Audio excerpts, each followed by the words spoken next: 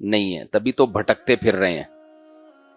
آپ کسی سے بھی پوچھ لیں بھائی ہمیں کیوں بنایا, تمہیں کیوں بنایا, جاپان والوں کو کیوں بنایا, امریکہ والوں کو اللہ نے کیوں بنایا, کسی کے پاس اس سوال کا جواب نہیں ہے.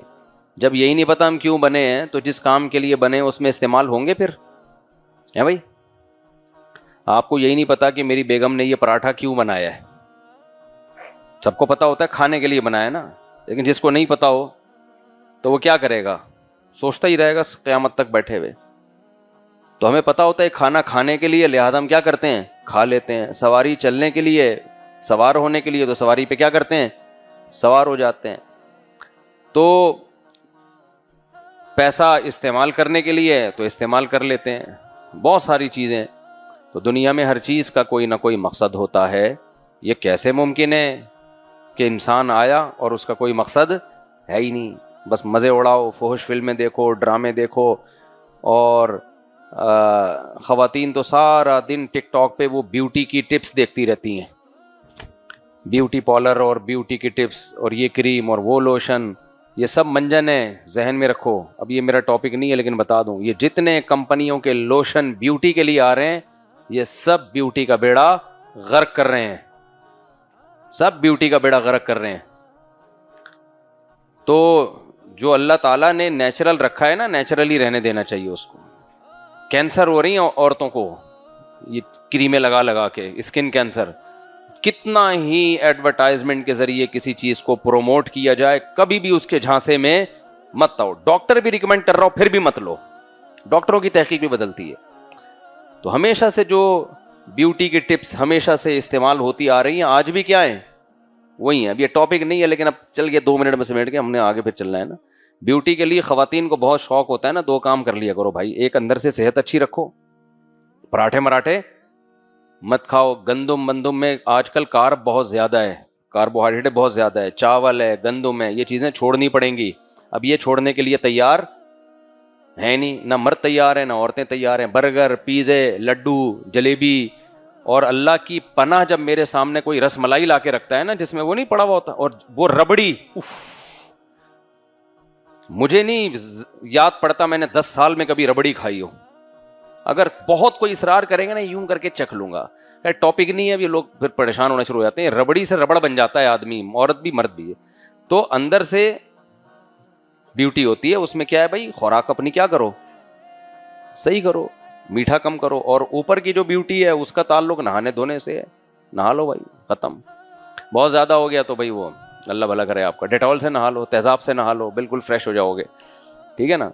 ایلو ویرا ہے نا, ایلو ویرا کی جیل خرید لیں گی خواتین مہنگی مہنگی.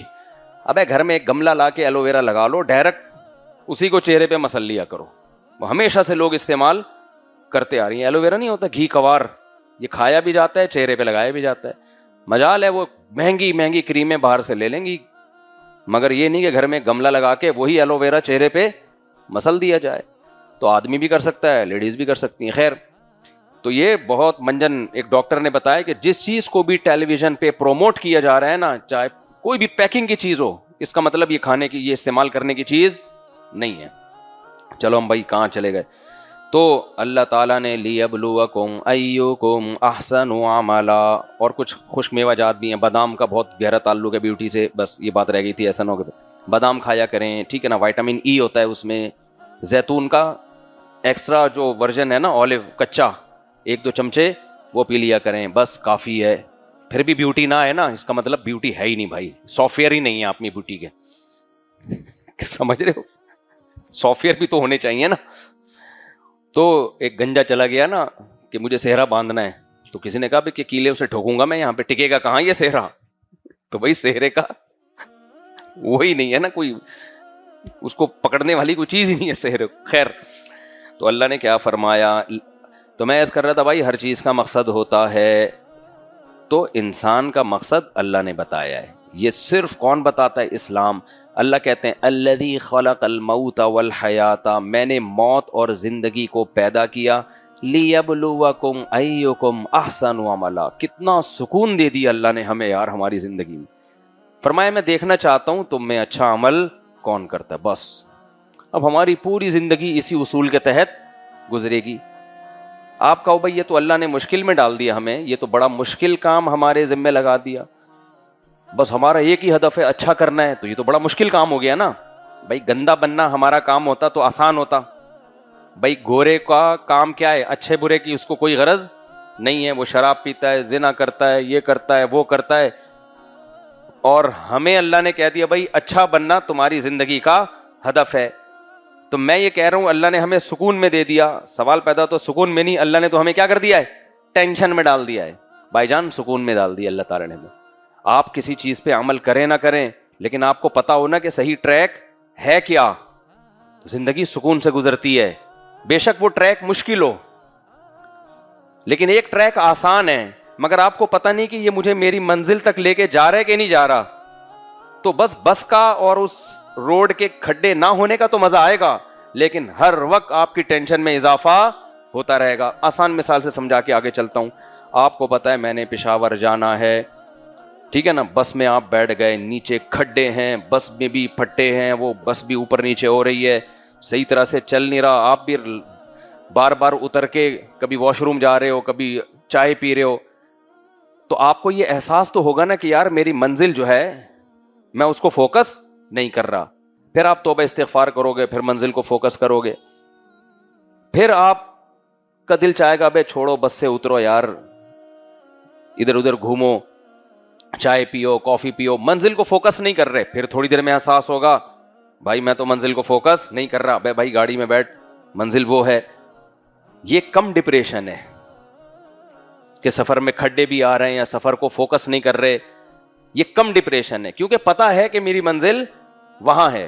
لیکن آپ اے سی پارلر میں بیٹھے ہوئے ہو اور ٹرین بھی جاپان کی ہے, آپ کو پتہ ہی نہیں کہ یہ مجھے لے کے جا کہاں رہی ہے, میں اتروں گا کہاں, ایسے جنگل میں اتارے گی کہ وہاں سے پتہ نہیں واپسی کا آپشن بھی ہوگا کہ نہیں ہوگا. تو ہر لمحہ آپ کی ٹینشن بڑھتی چلی جائے, کیونکہ آپ کو پتہ ہی نہیں ہے کہ میں نے توبہ کرنی کس سے ہے, میں غلط کیا کر رہا ہوں کہ اس کو چھوڑنے کی کوشش کروں. آپ کو یہی نہیں پتا چلے گا میں یہ صحیح کر رہا ہوں غلط کر رہا ہوں, میں صحیح سفر پہ جا رہا ہوں غلط سفر. ہمیں یہ تو پتا ہے کہ اگر کوئی ہم میں گٹکا کھاتا ہے یار غلط کر رہا ہوں, اسے چھوڑنے کی کوشش بولو کرنی چاہیے. میں شراب پی رہا ہوں تو غلط کر رہا ہوں, اسے چھوڑنے کی کوشش کرنی چاہیے. میں نماز چھوڑ رہا ہوں تو غلط کر رہا ہوں, اسے اس عادت کو ختم کرنے کی کوشش کرنی چاہیے. خدا کی قسم جسے منزل کا پتہ ہوتا ہے وہ نسبتاً سکون میں ہوتا ہے, اور جسے منزل ہی کا پتہ نہیں ہوتا قرآن اس کی مثالیں دیتا ہے کہ وادی میں ایسے یہیمون حیران سرگردان, جیسے کوئی پاگل دیوانہ باولا کتا نہیں ہوتا. کتوں کی دو قسمیں ہیں, ایک نارمل کتے ہوتے ہیں تمیز سے بیٹھے ہوئے ہیں, ویسے تو بیٹھے ہوئے ہوتے نہیں ہیں لیکن خیر فرض کر لیتے ہیں, ایک باولے کتے ہوتے ہیں. کل میں آ رہا ہوں نا ڈیفینس میں بیان کر کے, گاڑی آ رہی ہے, کتا پیچھے تکڑ تکڑ تکڑ تکڑ. میں نے کہا کیوں اپنی انرجی بلا وجہ ضائع کر رہا ہے, کتے کی حرکتیں دیکھو یار, آرام سے ہم اپنی گاڑی میں آ رہے ہیں آرام سے. وہ ایک دم پہلے کتا کیا کرتا ہے یوں دیکھتا ہے, قریب آنے دے پھر ریس لگاؤں گا تیرے سے نا. جیسے ہی میں قریب آیا ہوں تکڑ تکڑ بھونک بھی رہا ہے. میں نے کہا یہ دیکھو اس لیے اس کو کتا کہتے ہیں, ہر وقت کتے پن پہ رہتا ہے. نہ تو گاڑی کے اندر چھلانگ لگا کے آ سکتا ہے, نہ تو گاڑی کا مقابلہ کر سکتا ہے, بلا وجہ بھاگے جا رہا ہے بھاگے جا رہا ہے بھاگے جا رہا ہے, بھونک رہا ہے. جب اس کو اندازہ ہو گیا بھائی میرے بس کا نہیں ہے تو اس سے نہیں ہو پائے گا تو پیچھے رہ گیا. جو بھی شخص یہ کام کرتا ہے نا, فضول ایکٹیویٹیز میں اپنی صلاحیتوں کو برباد کرتا ہے, تو وہ بھی حرکتیں کون سی کر رہا ہے, کتے والی. تو سارا دن بیٹھ کے سیاسی تبصرہ کرنا, اس کو برا اس کو بولا, یہ اچھا وہ اچھا فلانا ایسا فلانا. ابے چھوڑ دے, ان سے آپ کی انرجی خرچ ہوگی, لیڈروں پہ کوئی فرق نہیں پڑے گا. تو آپ وہ کام کرو جو آپ کے کرنے کا ہے, ٹائم ویسٹ نہ کرو. تو کتے کی دو قسمیں, ایک نارمل کتا ہوتا ہے جو بس اتنا کیا اور بیٹھ گیا, اس کو احساس ہو گیا بھائی تجھ سے نہیں ہو پائے گا. لیکن باولا کتا کیا کرتا ہے, باولے کتے کو تو کمبخت کو پتہ ہی نہیں چل رہا ہوتا میں نے کرنا کیا ہے, کس پہ بھونکنا ہے کس پہ نہیں بھونکنا ہے, کیا کھانا ہے. پتھر ماریں گے نا پتھر کھائے گا وہ. ہم نے دیکھا ہے باولے کتے کو پتھر مارو گے نا وہ بھاگتے ہوئے پتھر کیچ کرنے کی کوشش کرے گا. کیوں, اس کو پتہ ہی نہیں ہے کہ صحیح کیا ہے اور غلط کیا ہے. یہ جو نارمل کتا تھا اس کو بھی نہیں پتا تھا صحیح کیا ہے غلط کیا ہے, تو اس نے تھوڑی دیر غلط کیا, گاڑی کے پیچھے بھاگا, تھوڑی دیر میں اندازہ ہو گیا یہ کیا کر رہا ہوں میں غلط, بیٹھ گیا آرام سے. تو مسلمان جس کو پتا ہو نا کہ میری منزل کیا ہے, وہ غلطی کر بھی لیتا ہے, اسے احساس ہوتا ہے بھائی یہ کرنے کا کام نہیں ہے, توبہ کرو, علماء کے پاس جاؤ, بزرگوں سے تعلق قائم کرو, کہیں سے موٹیویشن لو, کہیں سے ہمت پکڑو, اس برائی کو چھوڑو. غیر مسلم کے پاس یہ آپشن نہیں. وہ قرآن کے الفاظ ہیں, یہیمون, وادیوں میں حیران سرگردان گھومتے ہیں. اللہ نے سورہ نور میں مثال دی ہے جیسے سمندر کی تہ میں اندھیرا ہو اور کوئی ہاتھ نکال کے دیکھے تو ہاتھ بھی سجائی نہ دے, تو آپ بتاؤ اس کو کیا پتا کہ میں نے قدم کہاں رکھنا ہے, آگے جانا ہے, ادھر جانا ہے, کچھ بھی نظر نہیں آ رہا. تو یہ حال ہوتا ہے کافروں کا, تبھی ڈپریشن میں جاتے ہیں, اسٹریس میں جاتے ہیں. تو اس لیے اللہ نے کیا فرمایا, لیبلوکم ایکم احسن عملا. دیکھو میرے بھائی, اللہ نے تمہیں ڈاکٹر بننے کے لیے پیدا نہیں کیا, انجینئر بننے کے لیے پیدا نہیں کیا, سائنسدان بننے کے لیے پیدا نہیں کیا, پھونکو والی سر استغفر اللہ, اور اللہ بھلا کرے آپ کو. اللہ نے آپ کو جو پیدا کیا ہے نا, کس کام کے لیے؟ اللہ دیکھتا ہے کہ میری نظر میں اچھا کون بنتا ہے. تو اگر آپ ڈاکٹر بن رہے ہیں اللہ کی نظر میں اچھا بننے کے لیے, کیوں؟ اللہ کہتا ہے جس نے ایک انسان کی جان بچائی اس نے انسانیت کی. تو آپ ڈاکٹر اس نیت سے بن رہے ہیں کہ اللہ کو انسانیت کی خدمت پسند ہے, تو میں انسانیت کی خدمت کروں گا. کس کے لیے؟ اللہ کے لیے. پھر یہ ڈاکٹر بننا اچھا عمل ہوگا. ادروائز ایک پیشہ ہے بھائی, ٹھیک ہے, نوٹ چھاپو آپ. تو اگر آپ انجینئر بن رہے ہو اس نیت سے بھائی کہ میں قوم کی کیا کروں گا, جگہ جگہ انسان کو انجینئرز کی ضرورت پڑتی ہے, میں قوم کی خدمت کروں گا, میں چینل کھول کے استغفر اللہ, میں قوم کی کیا کروں گا بھائی, خدمت کروں گا. تو آپ اس نیت سے بن کے قوم کی خدمت کر رہے ہو, تو یہ انجینئر بننا بھی آپ کے لیے کیا بن جائے گا. جو مسلمان قوموں نے پوری دنیا کو فتح کیا ہے تو ان کے پاس انجینئرز ہی تو تھے جو ان کو مختلف مشینیں بنا کے دیتے تھے, ساؤنڈ سسٹم بنا کے دیتے تھے. آپ کو پتہ ہے کہ پہلے زمانے میں جب ہزاروں کا مجمع ہوتا تھا تو کیسے خطاب ہوتا تھا؟ تو ساؤنڈ سسٹم اس دور میں بھی تھے جو وہاں کے مسلمان انجینئرز نے, مہندس کہا جاتا ہے عربی میں انجینئر کو. تو خیر, آپ تاجر بن رہے ہو, اگر تجارت برائے تجارت مقصد ہے تو یہ کوئی اچھا عمل نہیں ہے بھائی. دنیا وہ تو کافر بھی تاجر ہوتے ہیں, لیکن آپ تاجر بن رہے ہو, آپ کی نیت ہے کہ میں تاکہ لوگوں کے سامنے ہاتھ نہ پھیلاؤں, اللہ کو اوپر والا ہاتھ نیچے والے ہاتھ سے, جملہ کمپلیٹ کر دیا کریں, پسند ہے. مانگوں گا صرف اللہ سے, اللہ کے سوا ریکارڈ نہیں کرو, اللہ کے سوا کسی سے بھی نہیں مانگوں گا. تو اگر یہ نیت ہے, رشتہ داروں پہ خرچ کروں گا, سمجھتے ہو کہ نہیں سمجھتے؟ یہ نیت ہے, صدقہ خیرات کیا کروں گا, یہ نیت ہے, تو بھائی یہ تجارت تو بہت بڑی فضیلت ہے. سورہ مزمل ہم نے پڑھی, اس میں بھی اللہ نے تجارت کا تذکرہ کیا. تہجد اور تجارت کا ساتھ ساتھ تذکرہ کیا اللہ تعالیٰ نے. تہجد اور تجارت کا, یعنی اس سے تو لگ رہا ہے تہجد اور تجارت میں اللہ کے ہاں کوئی فرق ہے ہی نہیں, ٹھیک ہے نا. یعنی اللہ نے سورہ مزمل میں فرمایا کہ بھائی تم کچھ رات میں آرام کر لیا کرو. کیوں؟ صبح تم نے تجارت بھی کرنی ہوتی ہے اور جہاد بھی کرنا ہوتا ہے, تو تہجد ساری رات نہیں پڑھو, تو جہاد بھی کرنا ہے تجارت بھی. وجہ اس کی ہے کہ تجارت کے بغیر جہاد ہوتا نہیں ہے. آج ہم کیوں کمزور ہو گئے ہیں؟ اکنامیکلی ہم کمزور ہیں. تو جب انسان اکنامیکلی کمزور ہوتا ہے, عسکری میدان میں بھی کمزور ہونے کا خطرہ ہوتا ہے. تو اس لیے کام چھوڑنا کوئی نہیں ہے بھائی, کام حلال سارے کرنے ہیں. نیت کیا ہونی چاہیے؟ اللہ کی رضا. تو پھر آپ اللہ کی نظر میں اچھا عمل کرنے والے کہلاؤ گے. تو اللہ نے پیدا اسی لیے کیا ہے. پھر اللہ نے اس کائنات کی وسعتوں کو بیان کیا, اپنی قدرت کو بیان کیا سورہ ملک میں. دیکھو, اس نظر اٹھا کے دیکھو, اس کائنات میں تمہیں کوئی فالٹ نظر نہیں آئے, کوئی فالٹ نہیں ہے. ہر چیز میں ایک بہترین ایڈجسٹمنٹ ہے, مینجمنٹ ہے.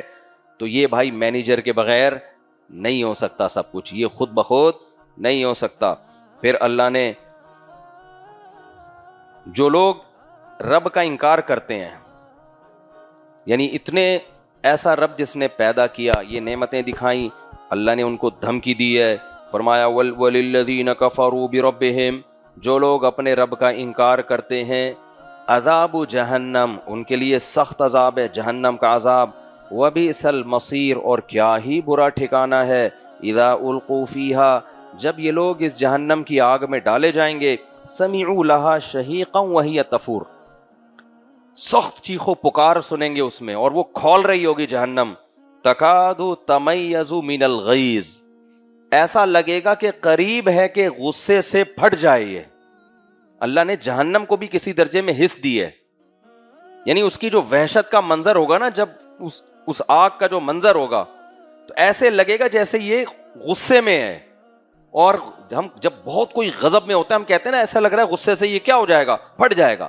یہی الفاظ اللہ نے کس کے لیے استعمال کیے؟ جہنم کی آگ کے لیے. کلما القی فیہا فوج، اللہ کہتے ہیں جب بھی اس میں کوئی لشکر لا کے ڈالا جائے گا، پھینکا جائے گا اس آگ میں، سألہم خزنتہا، تو جہنم کے جو داروغہ ہیں وہ ان سے پوچھیں گے الم یاتکم نذیر، کیا تمہیں کسی نے اس جہنم کی آگ سے ڈرایا نہیں تھا؟ تم کیسے آج اس میں جا رہے ہو؟ کیونکہ فرشتوں کو بھی پتا ہے بھائی اللہ ظالم نہیں ہے. کل میں نے نا فیس بک پہ ایک ویڈیو دیکھی، اس قدر ترس آیا ہے نا، دل ایسا پگھلا ہے کہ کیسے کیسے دنیا میں سخت دل لوگ ہیں. کسی گاؤں میں دکھایا کہ آگ جلائی ہوئی ہے، آگ، اور ایک بکری کو نا، بکری کو دو بندے اٹھا کے نا الٹا ٹانگوں سے پکڑ کے اس آگ میں پھینک رہے ہیں زندہ کو. جیسے ہی پھینکتے ہیں وہ بیچاری ایسی معصوم آواز میں میں کرتی ہے. کتنی سخت تکلیف ہے آگ کی یار. اور اس آگ سے نکل کے بھاگتی ہے وہ، پھر لا کے اس کو دوبارہ پھینک دیتے ہیں. یار تم اگر جانور کا گوشت پکا رہے ہو کتنا ٹائم لگتا ہے، گلے پہ ایک چھری چلا دو اس کے، اس عذاب سے تو بچے ہی ہے. ایسے ہی اس کی درد والی آواز جانور کی نا، بچہ تھا وہ، بکری بھی پوری نہیں تھی، تھوڑے سا ایسی درد والی آواز نکل رہی ہے، رحم کی گویا اپیل کر رہی ہے کہ خدا کے لیے میرے ساتھ یہ ظلم اور زیادتی مت کرو. انسان جب سخت دل ہوتا ہے نا بڑا بے شرم بن جاتا ہے وہ. پھر وہ دو دفعہ جب وہ نکل کے بھاگی ہے نا، پھر گھسیٹتے ہوئے لا رہے ہیں اس کو زندہ آگ میں. اپنی تھوڑی سی ٹینشن یار، ایک گلا کاٹ دو اس کا، تکلیف جلدی مر جائے گی نا اس سے. بلڈ جب ہم ذبح کرتے ہیں نا جانور کو، فوراً اس کا بلڈ باڈی سے نکلنا شروع. ظاہر ہے جب بلڈ نکلتا ہے تو احساس فوراً ختم ہونا، کیونکہ اس خون ہی کی وجہ سے تو ہمارا دماغ صحیح طرح سے کام کر رہا ہے. کیسے کیسے ظالم لوگ ہیں. چائنا کی ایک ویڈیو دیکھی تھی پچھلے سال، جب میں نے یہ ویڈیو دیکھی نا میں نے کہا یہ جو اللہ نے جہنم بنائی ہے نا بالکل صحیح بنائی ہے. ان لوگوں کو مخلوق پہ ترس نہیں آتا. اپنی تھوڑی سی ٹینشن کی، آگ کی تکلیف کم نہیں ہوتی، بہت زیادہ ہوتی. آپ تھوڑا سا تو آگ پہ ہاتھ رکھ کے دیکھو، تھوڑی تکلیف تھوڑی ہے آگ کی. چائنا میں کچھ ویڈیوز ہم نے دیکھی. دیکھو اسلام نے نا جانوروں پہ ایک بہت بڑا احسان یہ کیا ہے کہ جو حلال جانور ہیں نا وہ حلال کیے، اور جو درندے ہیں وہ ہمارے لیے حلال نہیں کیے. ان میں بہت ساری حکمتیں ہیں کہ ان کا گوشت ناپاک ہوتا ہے، لیکن ایک حکمت سرسری غور سے یہ بھی سمجھ میں آتی ہے کہ جتنے حلال جانور ہیں نا وہ زیادہ ذہین نہیں ہوتے، سمجھ رہے ہیں؟ اور درندے اور حرام جانور جو ہے نا ان میں ذہانت زیادہ ہوتی ہے، تبھی ان کو سدھایا جاتا ہے. کتا کتنا ذہین ہے. اب ہم نے دیکھا ہے بقرعید میں 100 گائے کھڑی ہوئی ہے نا، اجتماعی قربانی ہو رہی ہے.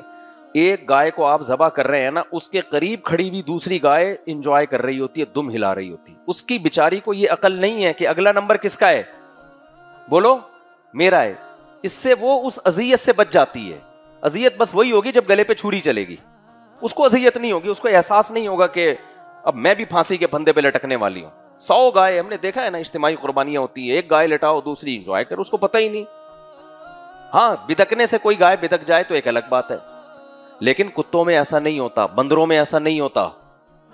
آپ ایک لائن سے کتے ہیں نا، ایک کو ماریں گے نا جان سے، اگلے کو پتا ہے کہ اب کس کا نمبر آ رہا ہے، میرا نمبر. آپ ویڈیوز دیکھ لیں یوٹیوب پہ، چائنا میں جو کتے مارے جاتے ہیں نا، باقی کتے ایسا لگ رہا ہوتا ہے وہ رحم کی ایسی آواز نکال کے رو رہے ہوتے ہیں نا کہ انسان کو اس پہ ترس آ جائے. وہ رحم کی اپیل کر رہے ہوتے ہیں کہ خدا کے لیے مجھے چھوڑ دو. ایسا ہی لگتا ہے جیسے انسانوں کا کوئی مذبح خانہ ہو، ایک انسان کو ذبح کریں دوسرے انسان کو، تو باقیوں پہ کیا گزرے گی، باقی تو ویسے ہی ہارٹ اٹیک سے مر جائیں گے. تو یہ بھی ایک حلال جانور میں آپ ایک مرغی کو ذبح کرو، دوسری مرغی کو کوئی احساس نہیں ہوتا کہ میرا بھی نمبر آنے والا ہے. یہ جو حرام بندروں کا دیکھ لیں آپ، بعض قوموں میں بندر کھائے جاتے ہیں. جب بندر کے بچے کو پکڑا جاتا ہے نا کھانے کے لیے، ایسے وہ مچل رہا ہوتا ہے، چیخ رہا ہوتا ہے، بالکل جیسے انسان کا بچہ ہے، اس کو پتا ہے کہ مجھے قتل کرنے کے لیے لے کے جا رہے ہیں، وہ پھانسی کے مجرم کو قتل کرنے کے لیے لے کے جا رہے ہیں. تو سینے میں دل نہ ہو, خدا کا خوف نہ ہو, انسان سے بڑا درندہ پھر دنیا میں کوئی نہیں ہے. یہ جو جنگ عظیم پہلی اور دوسری جنگ عظیم میں جنگی قیدیوں کے ساتھ جو سلوک ہوتا تھا نا, جو باقیات باقی رہ گئی ہیں, بہت سی تو خبریں غائب, جو چیزیں باقی رہ گئی ہیں نا, وہ ظلم ایسا ہوتا تھا جنگی قیدیوں کے ساتھ کہ آپ کی روح کانپ اٹھے. کئی دن قیدیوں کو جگایا جاتا تھا کہ سونے نہ دو ان کو, صرف ایکسپیریمنٹ کرنے کے لیے, تجربہ کرنے کے لیے کہ نہ سونے سے انسان کے دماغ میں کون سے کیمیائی ری ایکشن ہوتے ہیں. سمجھتے ہو کہ نہیں سمجھتے؟ نہ سونے سے کیا ہوتا ہے تاکہ ہم کوئی میڈیسن ایجاد کر سکیں. اس کے تجربے کس پہ ہو رہے ہیں؟ جنگی قیدیوں پہ. ان کو انسان ہی نہیں سمجھا جاتا. پھر کرنٹ کے جھٹکے دے کے چیک کیا جا رہا ہے, فلاں ٹیبلٹ کھلا کے چیک کیا جا رہا ہے. وہ پاگل ہو جاتے تھے, خودکشی بھی نہیں کرنے دیتے تھے ان کو. کوئی جگہ ہی نہیں ہے جہاں وہ جا کے اپنے آپ کو قتل کریں, ہلاک کریں.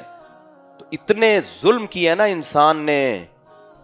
ہمیں تو اللہ کا کی یہ بات سنتے ہوئے انسانوں پہ ترس آتا ہے کہ گروہ ہوگا جو آگ میں لا کے ڈالا جائے. میں چائنا میں وہ جو کتے کی مثال تھی وہ کمپلیٹ کروں تو وہ کیا ہو رہا ہے کہ کتے کو پکڑ کے نا لٹکا رہے ہیں.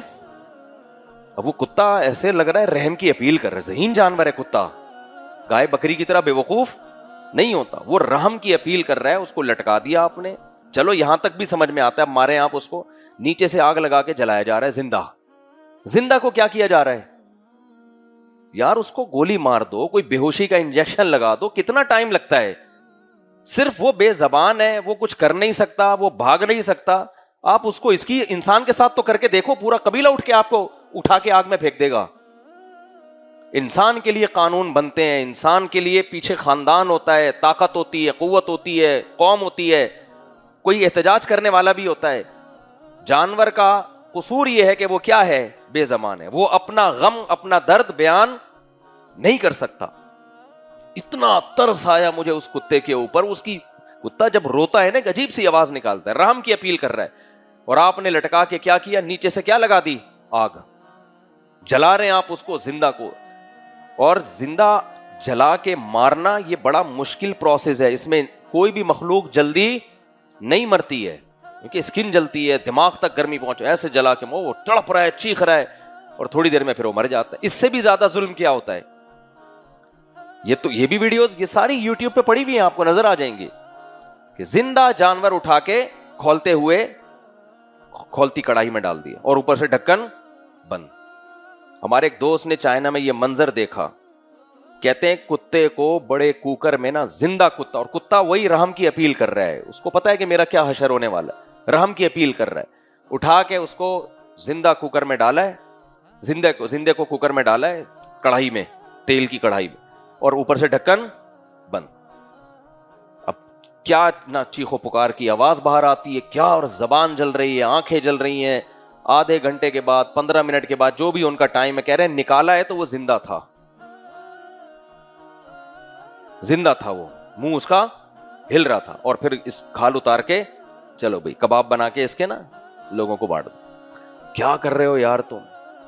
قرآن حدیث میں کیا آتا ہے؟ لا يعذب بالنار الا رب النار. انسان کو حق نہیں ہے کہ کسی کو آگ سے بولو تکلیف پہنچائے. یہ انسان کا رائٹ نہیں ہے. اللہ نے انسان کو یہ اتھارٹی نہیں دی ہے. تو اس لیے جب ہم سنتے ہیں نا کہ جہنم میں جلایا جائے گا تو ہمیں ترس آتا ہے, لیکن جب یہ منظر دیکھتے ہیں نا ہم, تو خدا کی قسم میرا دل یہ کر رہا تھا کہ کاش میرے پاس طاقت ہوتی, میں اس کتے کو اتارتا اور اس بندے کو لٹکاتا, اور لٹکا کے نیچے سے آگ جلاتا. تب دیکھ تجھے اس کی کیسی تکلیف ہو رہی ہے. نبی صلی اللہ علیہ وسلم نے جانور ذبح کرنے سے پہلے چھری کے تیز کرنے کا حکم دیا ہے تاکہ جانور کو تکلیف کم سے کم ہو. آپ یہ دیکھ لو, چھپکلی کتنا معمولی سا جانور ہے, صحیح مسلم کی حدیث ہے, ہم مارنے کا حکم ہے ہمیں چھپکلی, اس لیے کہ انسان کو اس سے کیا آتی ہے؟ گھن. آج کل ڈاکٹر کہتے ہیں, وہ کہتے ہیں چھپکلی کوئی نقصان دہ جانور نہیں ہے. بعض لوگ اعتراض کرتے ہیں تو اسلام نے اس کو مارنے کا حکم کیوں دیا؟ بھائی اسلام ایک صفائی ستھرائی کا مذہب ہے. اسلام نے یہ نہیں کہا کہ جنگلوں میں جا کے چھپکلیوں کو کیا کرو, تلاش کر کے مارو. گھروں میں پالنے کی چیز چھپکلی نہیں ہے. اور یہ بھی فیشن چل گیا ہے, باہر سے چھپکلیاں امپورٹ کی جا رہی ہیں اور اس کو جار میں بند کیا جا رہا ہے اور یہ ساؤتھ افریقہ کی چھپکلی اور فلانے کا گرگٹ. ابے یہ گند ہے بھائی, تجھے گھن کیوں نہیں آ رہی اس سے؟ یہ کوئی پالنے کی چیزیں تھوڑی ہیں. تو جس چیز سے بھی انسانی طبیعت کو گھن آتی ہے اسلام اس کو پسند نہیں کرتا. تو گھر میں اگر چھپکلی ہو تو شریعت میں پالنے کا حکم نہیں ہے. کیا حکم ہے؟ مارنے کا. لیکن آپ دیکھو چھپکلی پہ ترس کتنا کھایا ہے نبی صلی اللہ علیہ وسلم نے. فرمایا جس نے ایک وار میں مارا 100 نیکیاں. جتنے وار مارو گے نا اتنی نیکیاں کم, کیونکہ ایک وار میں مارو گے اس کو تکلیف کیا ہوگی؟ مارے جاتے ہیں نا, ایک چپل لگائی چھپکلی بھی چپل بن گئی, ختم, اس کو پتہ ہی نہیں, مر گئی. اور جو اناڑی لوگ مارتے ہیں وہ کیسے مارتے ہیں؟ پہلے وہ دم کا ناچ دیکھتے ہیں تھوڑی دیر تک, کیونکہ مائیکل جیکسن تو مر گیا بیچارہ, اب اس کا ڈانس دیکھا نہیں جا رہا لائیو. تو اب وہ کیا دیکھ رہے ہیں, پہلے اس کے تڑپا رہے ہوتے ہیں اس کو, پھر اس طرح مارا, پھر اس طرح مارا, نشانہ ادھر بھی غلط لگا تو ادھر, پھر وہ ایسے لنگڑی ہو کے بھاگ رہی ہے. عجیب. میں نے تھائی لینڈ میں ایک دیکھا منظر, زندہ چھپکلی کو کانٹے پہ لگایا ہوا ہے زندہ, اور اس سے مچھلی کا شکار کر رہا ہے. ایک بندے کو دیکھا میں نے, غیر مسلم تھا. خیر کوئی یہ کام مسلم کرے غیر مسلم کرے ظلم ہے. تو کیا کیا ہے, چھپکلی کو نا یہاں کانٹا لگایا ہوا اور یوں اٹھا کے پھینکتا ہے زندہ. وہ پانی کے اندر تڑپ رہی ہے تاکہ مچھلی آئے, نہیں آئی تو واپس نکالا, پھر اٹھا کے پھینکا. میں نے کہا یار اس کو کوئی سمجھائے, یہ کیوں اس جانور کو اتنا تو اذیت دے رہا ہے, مار دے, مار کے ڈال دے. نہیں جی, مچھلی جو ہے وہ زندہ اس پہ آتی ہے, تو نہیں آ رہی نا, اتنی دیر سے نہیں آ رہی ہے تو چھوڑ دے اس کی جان. تو پانی میں ڈبو رہے ہیں آپ اس کو, پھر نکال رہے ہیں, پھر ڈبو رہے ہیں, پھر نکال رہے ہیں, پھر ڈبو رہے ہیں, پھر نکال رہے ہیں. تو کچھ تو تھوڑا سا تو اپنے سینے میں دل پیدا کرو. یہ بھی بے زبان ہے, یہ تو نہیں کہ اس کو آپ جو ہے وہ اپنی انٹرٹینمنٹ کے لیے جو چاہیں سلوک کرنا شروع کر دیں اس کے ساتھ. تو یہ سارے مظالم ہیں. نبی صلی اللہ علیہ وسلم نے صحیح احادیث سے یہ بات ثابت ہے کہ جانور پہ ظلم کا بھی آخرت میں حساب بولو دینا پڑے گا. بلا وجہ جانور مارنا بھی جائز نہیں ہے. ہاں, جہاں جانور اور انسان کے حقوق ٹکرائیں گے پھر انسان نے جانور کو انسانوں پہ ترجیح دی ہے. جیسے کتے کے مارنے کا حکم ہے حدیث میں جب زیادہ ہو جائیں, کیونکہ وہ انسانوں کو نقصان پہنچاتے ہیں, صحیح مسلم کی حدیث. لیکن جب صحابہ نے بہت زیادہ کتے مارنا شروع کر دیے تو آپ صلی اللہ علیہ وسلم نے ان کو اس عمل سے روکا کہ ما لکم وللکلاب, تم کیوں کتوں کے پیچھے پڑے ہو, یہ بھی اللہ کی ایک مخلوق ہے. جب زیادہ ہو جاتے ہیں نا کتے تو پھر وہ انسانوں کو کتا سمجھ کے ان کے ساتھ بیہیویئر شروع کر دیتے ہیں. جیسے کراچی میں کتنے لوگ ٹانک سے محروم ہو گئے, کتنے ریڑھ کی ہڈی ٹوٹ گئی, سر کھل گئے کتوں سے ٹکرانے کی وجہ سے. تو انسان اور جانور کے حقوق میں جہاں ٹکراؤ ہوگا تو وہاں کس کو ترجیح دی جائے گی بھائی؟ انسان کو. تبھی ہم کہتے ہیں گھر میں اسپرے کر سکتے ہیں آپ کیڑے مکوڑے مارنے کے لیے, کیونکہ گھر کا کرایہ کیڑے مکوڑی تھوڑی دیتے ہیں. گھر کا کرایہ کون دیتا ہے؟ کرایہ آپ دے رہے ہو, رہ اس میں لال بیگ رہے ہیں. کرایہ بیگ صاحب دے رہے ہیں اور رہ کون رہا ہے؟ لال بیگ صاحب. تو بیگ صاحب کو تو غصہ آئے گا نا. تو گھر آپ نے اپنے لیے رکھا ہے, چھپکلی اور گرگٹ کے لیے نہیں رکھا. تو وہاں مار سکتے ہیں, اسپرے کر کے مار سکتے ہیں آپ. کیڑے مکوڑوں کا وہ اسپرے بھی کر سکتے ہیں, جو بھی کر سکتے ہیں. لیکن بلا وجہ ایک آدمی تو بندوقیں لے کے نکلے کہ پوری دنیا سے چھپکلی کو ختم کروں گا, یہ عمل کیا کہلائے گا بھائی؟ یہ ناجائز عمل کہلائے گا. بلا وجہ جانور کا مارنا جائز نہیں. ہاں, جو نقصان دے سکتے ہیں ان کا مارنا, جیسے حرم میں بھی جو نقصان دہ جانور ہے نا ان کا مارنا. حالانکہ حرم میں تو جانور مار ہی نہیں, چوں بھی نہیں مار سکتے آپ, لیکن وہاں بھی نبی صلی اللہ علیہ وسلم نے چیل وغیرہ کو مستثنیٰ کیا ہے, وہ انسان کو نقصان پہنچاتی ہے. تو جلدی سے بات کو میں سمیٹ کے اصل اس کی طرف آتا ہوں. نبی صلی اللہ علیہ وسلم نے کی حدیث ہے کہ بلی کو ایک عورت نے بھوکا رکھا. وہ بلی تنگ کرتی تھی. بلی اگر بہت زیادہ تنگ کرتی ہے تھیلے میں بند کر کے کہیں دور ڈال کے آ جاؤ, پھر بھی بار بار آ رہی ہے تو اس کو مار بھی سکتے ہو آپ. لیکن وہی بات ہے, ایسی تکلیف سے مارا جائے کہ ایسے طریقے سے مارا جائے کہ تکلیف کم سے. بعض دفعہ بہت تنگ کرتی ہیں, مرغیاں کھا رہی ہوتی ہیں اور بھی تنگ کر رہی ہوتی ہیں, گند کر رہی ہوتی ہیں, تو ایسی صورت میں اس طرح سے مارا جائے. لیکن اس عورت نے کیا کیا کہ بلی تنگ کر رہی تھی, اس نے انتقام لینے کے لیے اس کو باندھ دیا. وہ باندھ کے بھوک اور پیاس سے وہ مر گئی. کس قدر تکلیف ہے کسی مخلوق کا بھوک اور پیاس سے تڑپ تڑپ کے. رمضان میں دیکھ رہو نا افطاری کے وقت کیا حالت ہو رہی ہوتی ہے, ایک ایک سیکنڈ گزرنا مشکل ہو رہا ہوتا ہے, اتنی بھوک لگ رہی ہوتی ہے. بھوکا رکھ کے اس کو مار دیا. تو حدیث میں نبی صلی اللہ علیہ وسلم نے فرمایا اللہ نے اس کے سارے اعمال کو ضائع کیا اور اس کو جہنم میں ڈال دیا. اب آپ یہ کہہ سکتے ہو کہ اس نے بلی کو تو اتنی تکلیف نہیں دی جتنی اللہ نے اس کو سزا میں تکلیف دی. بھائی اللہ اپنی حیثیت کے حساب سے انتقام لیتا ہے. اللہ یہ نہیں دیکھتا کہ تو نے بلی کو اذیت دی ہے. اللہ کہتے ہیں تو انسان تھا اور تیرے اندر شعور تھا, تجھے پتا تھا کہ بھوک اور پیاس کی تکلیف کیا ہوتی ہے. تو نے اپنے تجھے اس کے اوپر ترس کیوں نہیں آیا؟ جب تجھے ترس نہیں آیا تو مجھے بھی تجھے عذاب دیتے ہوئے ترس نہیں آئے گا. اور تو نے بلی کو عذاب نہیں دیا ہے, تو نے اصل میں میرے حکم کو کیا کیا ہے؟ توڑا ہے. تو حکم کس کا توڑا جا رہا ہے؟ آپ زمین پہ فرعون بن کے حکم کس کا توڑ رہے ہو؟ اللہ کا حکم توڑ رہے ہو. تبھی تو اس جو آخرت کی سزائیں ہیں وہ ہلکی نہیں ہیں, بہت زیادہ ہیں. وہ سزائیں اس بیس پہ نہیں ہے کہ آپ نے کس کا حق دبایا, وہ سزائیں اس بیس پہ ہے کہ آپ نے کس کے غضب کو دعوت دی ہے؟ اللہ کے غضب کو. تو جو آرڈر دینے والا ہوتا ہے نا, اس کے آرڈر کی وجہ سے آرڈر کی ویلیو بڑھ جاتی ہے. میں مثالیں دیتا ہوں. بھائی اگر کہہ رہے پانی لے آؤ, آپ نہیں پلاتے, چھوٹا سا ایک آدھ تھپڑ کے مستحق ہو. باپ کہہ رہا ہے پانی لے کر آؤ, آپ پانی نہیں لے کر آتے, تو پھر تھپڑ کے بجائے کیا لگے گا؟ جوتا لگے گا. جرم تو ایک ہی ہے, پانی نہ لانا, لیکن آرڈر دینے والے سے اس جرم کی شدت بڑھتی چلی جا رہی ہے. تو چونکہ اللہ سے بڑا کوئی ہے نہیں, اس سے زیادہ احسان کرنے والا, اس سے زیادہ طاقتور, تو اس کے آرڈر کی ویلیو ہلکی نہیں ہے. ایک چھوٹی سی مثال دے کے پھر آگے چلتا ہوں. دیکھو بنی اسرائیل کو اللہ نے کہا ہفتے کے دن مچھلی کا شکار نہ کرنا, انہوں نے کیا. اللہ نے بندر اور خنزیر بنا دیا ان کو. حالانکہ گورنمنٹ آرڈر دیتی ہے اس دن شکار الاؤ نہیں ہے, آپ کر لو تو کیا بندر خنزیر بن جاؤ گے؟ ہے بھائی, زیادہ سے زیادہ پینلٹی آئے گی, جرمانہ آئے گا, لائسنس آپ کا کینسل ہو جائے گا, یہی ہوگا نا. فرق کیا ہے بھائی؟ وہ ایک گورنمنٹ کا آرڈر تھا, اور یہ کس کا آرڈر تھا؟ رب کا, جس کے احسانات ہیں, جس نے بنی اسرائیل میں موسیٰ کلیم اللہ کو بھیجا تھا, جس نے بنی اسرائیل میں تورات نازل کی, ان کو زمین پر حکومت اور خلافت دی. جب اتنے احسانات کے بعد ایک آرڈر دیا جاتا ہے نا کہ بھائی ہفتے میں 6 دن شکار کر سکتے ہو, اللہ کے لیے صرف ایک دن کیا کرنا ہے؟ اجتناب, اور آپ اسی دن جا کے شکار کر رہے ہو, تو پھر بندر اور خنزیر بنتا ہے. اللہ بچائے ہم سب کو اس عذاب سے.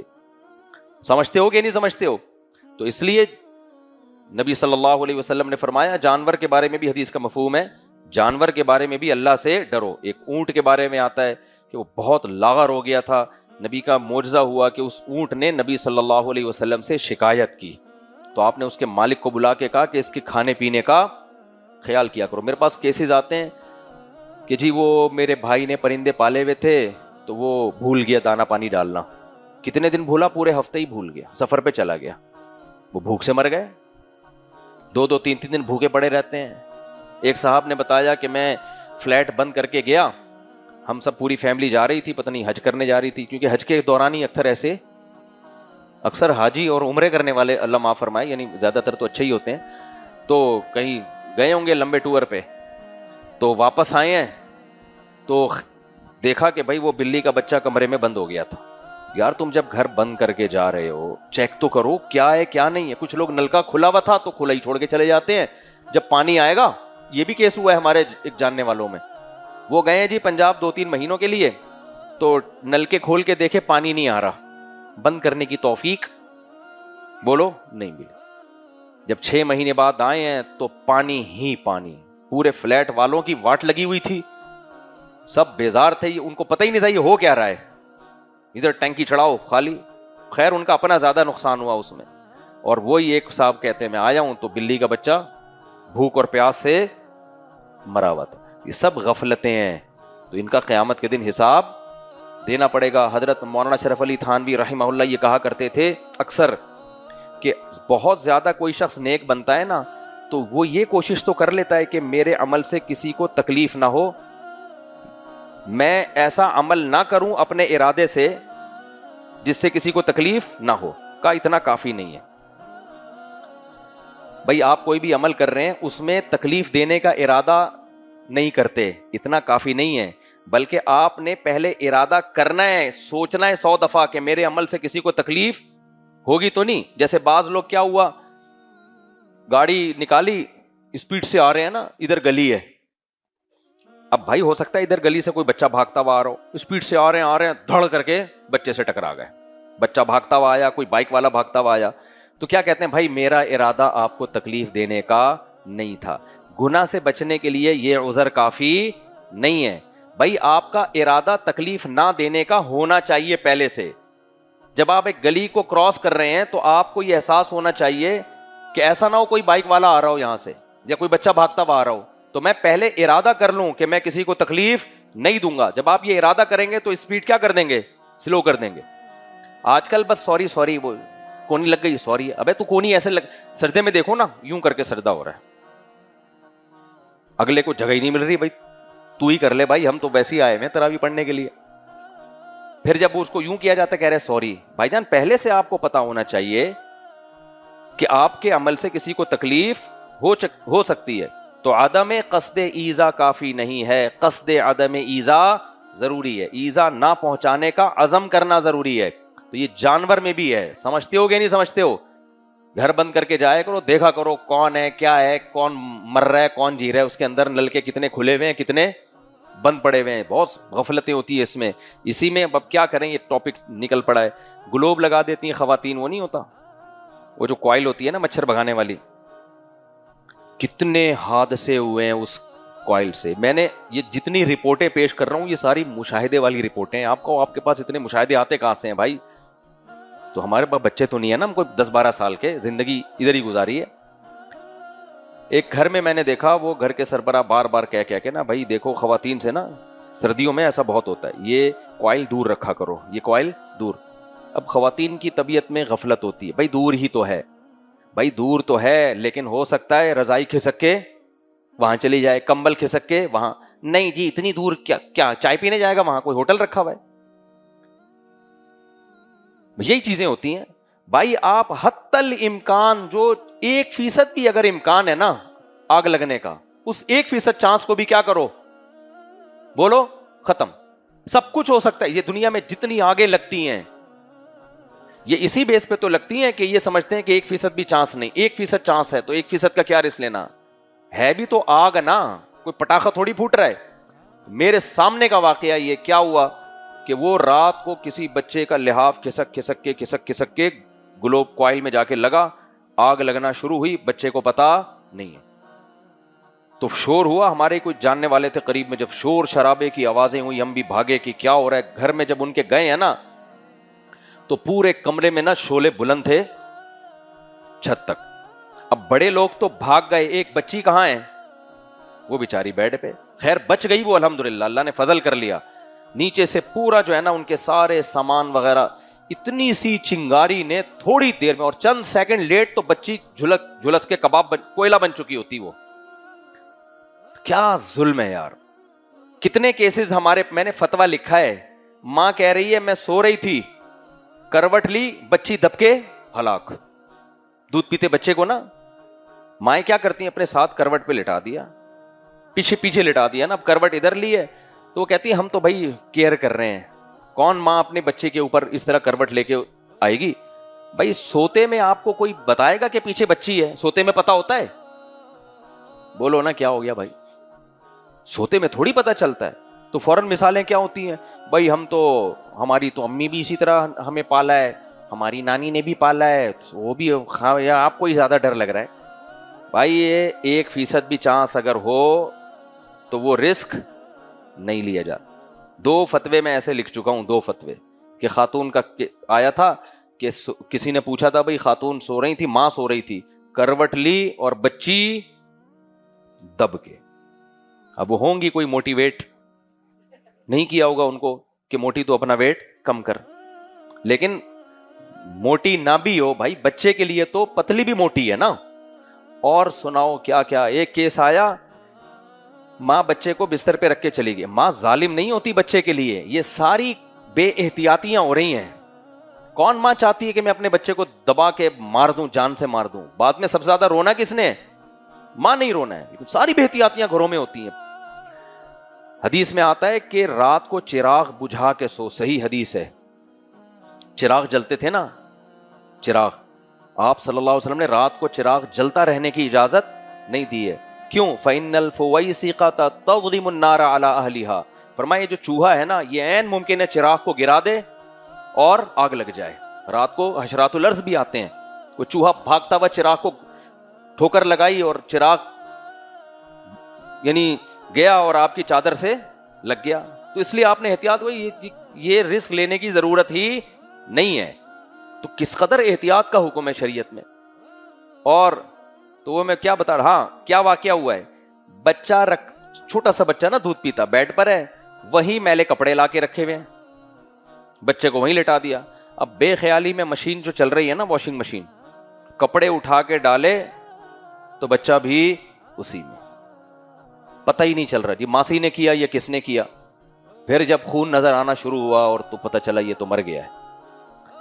तो ये सारी गटरों के ढक्कन खुले हुए होते हैं, जब तक कोई गिर के निकलेगा नहीं ना, गटर का ढक्कन बंद करने की तौफीक नहीं मिलेगी। ये वाकया भी मैं कई दफा सुना चुका हूं। हमारे मोहल्ले में गटर था, थोड़ा सा हमसे दूर था वो, तो घर उनका ना, गटर कैसा था, ढक्कन उसका ना ऐसा था, यूं यूं हिलता था, जैसे कराची के गटर के ढक्कन कितने होते हैं, यूं यूं करके हिल रहे होते हैं।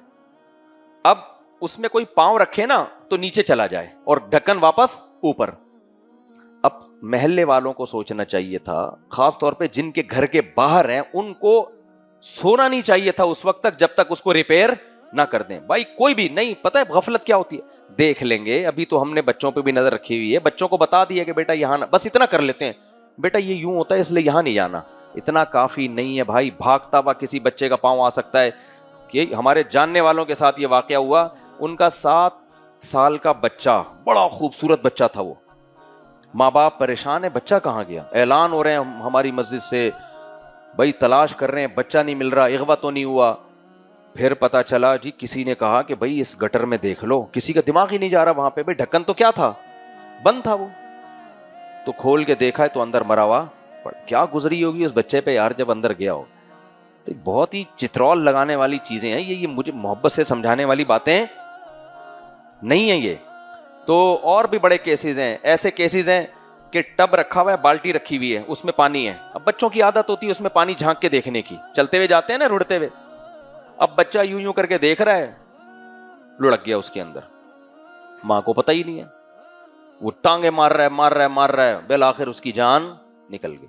बाद में माएं चीख रही हैं, भाई बच्चा तो कुछ भी कर सकता है, तो आपने ये बेएहतियाती की क्यों है। तभी पता है कत्ले खता पे भी दियत है इस्लाम में। आपसे गलती से बंदा मर गया ना तो माफ नहीं है इस्लाम में, कि आपके एक्चुअली गलती हो गई थी। मैं तो बिल्ली का निशाना ले रहा था, इत्तेफाक से वसीम भाई के अलावा कोई और सामने आ गया, मैं तो ये कर रहा था, तो वो मुझे क्या पता था बंदा आ जाएगा। किसास नहीं है क्योंकि जानकर नहीं मारा, लेकिन दियत पूरी की पूरी है कत्ले खता में, और 60 रोजों का कफारा। आपसे गलती से बंदा मर गया ना, गलती से, तो दियत भी देनी पड़ेगी और 60 रोजों का कफारा भी। तभी हमने वो जो खातून नहीं जो यूं पलटी थी और बच्चा मर गया था, उनको कहा भाई दियत भी देनी है बच्चे के वारिसों में, और दूसरी 60 रोजों का कफारा भी। अपना ही बच्चा है लेकिन औरत पे जुर्माना क्या आ रहा है, लगातार 60 रोजे। हालांकि मां को तो तकलीफ ही हुई है ना, लेकिन अल्लाह क्या कहता है, भाई ये मेरी मखलूक पहले है, तुम्हारी औलाद बाद में है। तो ऐसा नहीं है कि आपका बच्चा है तो जो मर्जी ऐसे चपेटे रख के मार रही होती हैं बच्चों को यार, सारी नहीं जो मेरा बयान नहीं सुन रही, वो समझती है हमारा बच्चा है तो जो मर्जी करो। ऐसे ऐसे चपेटे बच्चों को पड़ते हैं ना। हमारी अम्मा भी बस चिमटे से डराती थी, लगाया नहीं कभी अम्मा ने हमें। जब मेरे घर में वो सब्जी अजीब सी पकी हुई, खंडियां तो खैर बड़ी मजे की होती थी, ऐसी सब्जी पकी तो अम्मा हमारी खाएगा यही खाएगा, तो चिमटा दिखाती थी। मारा नहीं है कि चिमटा लगा दिया, लगे हुए होते तो अभी हमारे तो डेंटिंग पेंटिंग का काम होता हमें। माँ ऐसे रख रख के थपेड़े लगाती हैं बच्चों को, ऐसे ताने देती हैं, वो बेचारा डिप्रेशन का मरीज बन जाता है, स्ट्रेस में चला जाता है, मेंटली ग्रोथ ही बेटियों के साथ ज्यादा होता है बाज दफा ये।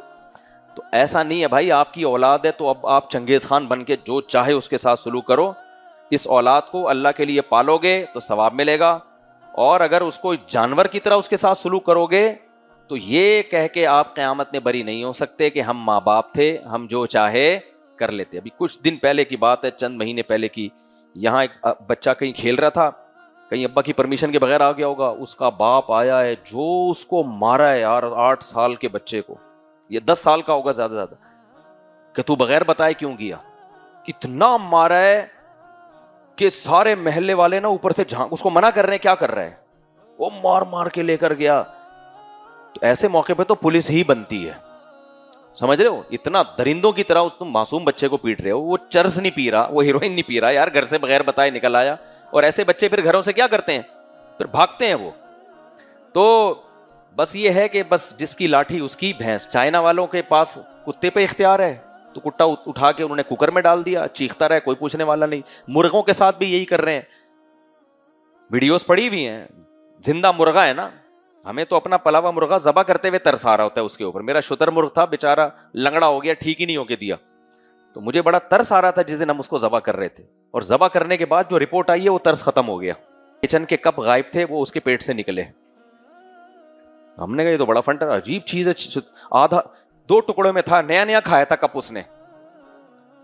اور کچھ کپ جو تھے, چمچے, کپ, پلیٹیں, وہ بجری کی صورت میں نا تحلیل ہو چکے تھے. یہ شتر مرغ سب کچھ کھا جاتا ہے, یہ عجیب ہی چیز ہے بھائی یہ. تو کپ کھائے گا, پتھر کھائے گا, چمچے کھائے گا, تالا پھینکو گے نا تالا کھا جائے گا یہ. تو جب یہ چیزیں نکلی نا اندر سے پورا 2, میں نے تو اس کی تصویر بھی لی تھی, ایک کپ 2 حصوں میں ڈیوائیڈ ہوا ہے. تو ابھی یعنی ثابت کھایا ہوگا اس نے, اور وہ میدے نے جا کے ابھی 2 حصوں میں ڈیوائیڈ کیا تھا اس کو. خیر, تو میرے بھائی کمزور پر ترس کھاؤ, کمزور پر ظلم کرنے کی تمہیں اجازت نہیں ہے. زندہ مرغا, ہاں میں مثال دے رہا تھا, ایسا ہوتا ہے زندہ مرغا کھولتے ہوئے پانی میں ڈال دیتے ہیں. زندہ مرغا پھر کیا کرتے ہیں, اس کو نکالتے ہیں, وہ ابھی زندہ ہے, اس کے پر نکال رہے ہیں. یار پر نکالنے کے لیے, کیونکہ بوائل پانی سے پر نرم ہو جاتے ہیں نا, اس کو اتنی اذیت دے رہے ہو یار, تو اس کو ذبح کر دیتے. تم تو ذبح کے بھی قائل نہیں ہو, سر پہ چوٹ مار کے ہلاک کر دیتے.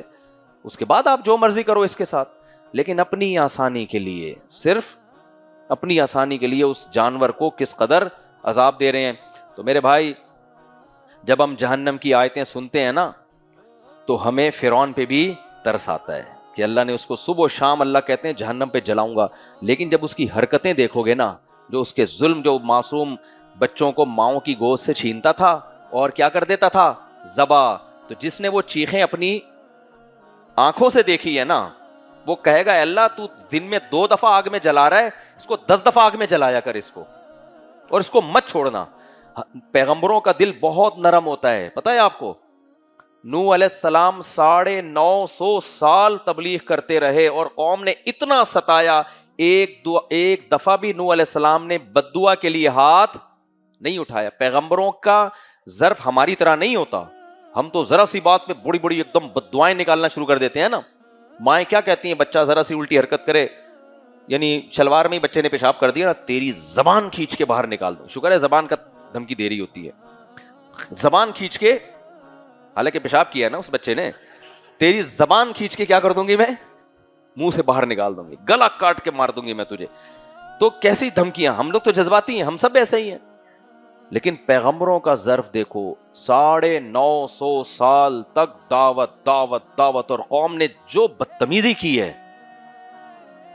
سورہ نوح بھی آج ہم نے پڑھی ہے کہ جہاں سے نوح علیہ السلام گزرتے قوم کیا کرتی, انگلیوں میں, ان کو چڑھانے کے لیے نا, انگلیوں کانوں میں انگلیاں ٹھوس لیتے تھے ان کو چڑھانے کے لیے. وہ کہتے تھے میں تمہاری خیر خواہی کی بات کر رہا ہوں, میں تمہارے رب کی طرف بلا رہا ہوں. یرسل السماء علیکم مدرارا, توبہ کرو, وہ آسمانوں سے بارشیں برسائے گا, تمہاری نسل میں برکت دے گا, خوشیاں دے گا, محبتیں دے گا, اس کی دین پہ آ جاؤ. نا نا نا, 950 سال کے بعد پھر جب اللہ نے کہا نا کہ اب کوئی مزید ایمان نہیں لائے گا, پھر نوح علیہ السلام نے بد دعا دی ہے کہ اللہ یہ کافر ہی پیدا کریں گے, یہ اپنے جیسے جہنمی پیدا کریں گے, تو ان کی اگلی نسل کو بچانے کے لیے ان کو تباہ کر دے تو. یعنی نہ پیدا ہونا, یہ مر جائیں گے تو مزید کوئی انسان جہنم میں جانے کے لیے پیدا نہیں ہوگا. اتنا بڑا ظرف ہوتا ہے. تو حضرت موسیٰ کا بھی بہت بڑا ظرف تھا, وہ تو اور قوی القلب پیغمبر تھے نا. کتنا ستایا ہوگا فرعون نے موسیٰ کو, کتنا ستایا, اتنے معجزے دکھا دیے. اور اللہ اتنے ظالم بادشاہ کے پاس جو ہزاروں بچوں کا قاتل ہے, ہزاروں بچوں کو قتل کر رہا ہے, ماؤں کے سے چھین رہا ہے, غلام بنا کے رکھا ہوا ہے, ان پہ ظلم کر رہا ہے, اور یہ سب منظر اپنی آنکھوں سے دیکھ رہے ہیں. اس کے بعد بھی قرآن کیا کہتا ہے, جب فرعون کے پاس جائیں, قولا لہو قولا لینا, اے موسیٰ نرم بات کرنا, تنزیہ لب و لہجہ, شدت والی زبان استعمال, بولو محبت سے. یہ کس کا ظرف ہے بھائی, اللہ کا. جو سب سے بولو نا وہ بہت ہی حلیم. اللہ کا نام کیا ہے؟ حلیم. حلیم کا مطلب انتہائی برداشت والا. تو جتنی برداشت اللہ کی ہے اتنی کسی کی نہیں. کس قدر یعنی اللہ کا حلم ہے نا. صرف یہ نہیں کر رہا کہ بچوں کو قتل, مخلوق کے حقوق بھی, اللہ کے حقوق بھی پامال کر رہے. اللہ کے حقوق کیسے؟ بھائی تجھے خدا نے پیدا کیا, تو لمحہ بلمحہ اس اللہ کا محتاج ہے. آج تجھے بیمار کرنا چاہے تو ٹھیک نہیں کر سکتا اپنے آپ کو. آسمان سے بارشیں بند کر دے تو تیری اوقات 2 دن میں سامنے آ جائے گی, یہ ساری حکومت تیری ختم ہو جائے گی. زمین سے تناور درخت پیدا کر رہا ہے, تیری ماں کی چھاتیوں میں دودھ پیدا کیا تھا جب تو پیدا ہوا. اتنے احسانات اللہ کر رہا ہے اور تجھے پتا ہے میں نے مر کے ویسے بھی ختم ہو جانا ہے. دعویٰ کیا کہہ رہا ہے؟ انا ربکم الاعلی, میں تمہارا رب ہوں. خدا کون ہے؟ گاڈ کون ہے؟ میں ہوں, اور معمولی رب نہیں ہوں. الاعلی, سب سے اعلیٰ اور برتر, مجھ سے بڑا اس کائنات میں کوئی بھی نہیں ہے. اللہ چاہتا فوراً عذاب دے دیتا نا کہ تو کیا باتیں کیا کر رہا ہے, لیکن اللہ نے موسیٰ کلیم اللہ کو کہا قولا لہ قولا لینا, اے موسیٰ نرم لہجے میں بات کرنا. بتاؤ اس سے زیادہ برداشت کسی میں ہو سکتی ہے؟ اور آگے کیا جملہ اور عجیب, لعلہ یتذکر او یخشی, شاید کہ وہ نصیحت حاصل کر لے, شاید کہ وہ اس سارے جرموں سے بولو توبہ کر لے. اللہ کے ذمے نہیں تھا اس کو مہلت دینا, کیونکہ اس کو پتا تھا جو میں کر رہا ہوں غلط کر رہا ہوں. مہلت اس کو دی جاتی ہے جس کے پاس نالج نہ ہو. پھر کس قدر ستایا موسیٰ علیہ السلام کو, کتنا ستایا ہے. اتنا ستایا کہ جب معجزے دیکھتا تھا نا تو کہتا تھا جادوگر. اللہ نے کہا چلو جادوگروں سے مقابلہ کروا دیتا ہوں. ہار گئے جادوگر. جادوگروں نے کہہ دیا کہ یہ جادوگر نہیں ہے. فرعون نے کہا نورہ کشتی ہے, ملے ہوئے تھے. تو بھائی نورہ کشتی تو مفاد میں ہوتی ہے نا. تو فرعون نے کہا میں تم سب کو مار کے قتل کر دوں گا. قتل کر دیا, جادوگر پیچھے نہیں ہٹے. ثابت ہو گیا کہ نورہ کشتی بھی نہیں ہے. مفاد کی جنگ ہوتی تو بھائی جو سیاسی لوٹے ہوتے ہیں وہاں پیسے مل رہے ادھر لڑک گئے, وہاں پیسے مل رہے ادھر لڑک گئے. تو یہ تو کہہ رہے ہیں قتل کر دے, ہم پھر بھی کس کے ساتھ ہیں؟ موسیٰ کے ساتھ. اس نے قتل کر دیا, پھر بھی کس کے ساتھ؟ موسیٰ کے ساتھ. یہ اشکال کا بھی اللہ نے جواب دے دیا. پھر اللہ نے کیا کیا کہ بھائی یہ لوگ چونکہ ان کے پیٹ بھرے ہوئے ہیں, انہوں نے آزمائشیں دیکھی نہیں ہیں, خوشیاں ہی خوشیاں دیکھی ہیں. تو اللہ نے کیا کیا فرعونیوں کی ہدایت کے لیے سامان کہ بھائی ان کو تھوڑا غم دو. غم میں بعض دفعہ انسان اللہ کو یاد کر لیتا ہے. یہ بھی کس کی رحمت تھی؟ اللہ کی. تو ان پر مصیبتیں آنا شروع ہوئیں. جب مصیبتیں آتی تو بجائے توبہ کرنے کے ٹینشن میں آتے اور حضرت موسیٰ سے آ کے کہتے کہ خدا سے کہو کہ یہ مصیبت دور کر دے تو ہم تجھ پر ایمان لے آئیں گے. حضرت موسیٰ کہتے کو امیدیں ہو جاتی بھائی اب ایمان لانے والے ہیں, اب بنی اسرائیل پہ ظلم ختم کرنے والے. اور ہاں تو پھر کیا ہوا جب وہ یہ کہتے نا, قرآن کہتے جب ہم کشفنا عنہم الرجز, جب ہم ان سے عذاب کو دور کرتے, اذا ہم ینکسون, وعدہ توڑنے میں دیر نہیں لگاتے, فوراً توڑ دیتے, مکر جاتے, فوراً مکر کے بھائی یہ تو نیچرل ہے. قوموں پہ مصیبتیں بھی آتی ہیں اور مصیبتیں بولو دور بھی ہوتی ہیں. یہ تو ہو گئی دور. یہاں تک کہ جب پے در پہ مصیبتیں آنا شروع ہوئی ہیں نا, مصیبتیں آتی, پھر وہ یہ الزام لگا دیا یہ موسیٰ جادو کی وجہ سے یہ سب کچھ کر رہا ہے, یہ جادو کے زور سے کر رہا ہے. ہر طرح سے جب سمجھا لیا بھائی تو کچھ سمجھنے کے لیے تیار ہے ہی نہیں. اور پھر ظلم کم کرنے کے بجائے ظلم اس نے بڑھا دیا. کیوں؟ جب حق ابھرنا شروع ہوتا ہے نا تو باطل اس کو دبانے کے لیے جب دلائل کی دنیا میں ہارتا ہے تو اوچھے ہٹکندے اور زیادہ استعمال کرنا شروع کر دیتا ہے. کس قدر ستایا ہے, کس قدر ستایا ہے. اس کے بعد جا کے پھر موسیٰ علیہ السلام نے بد دعا کی ہے.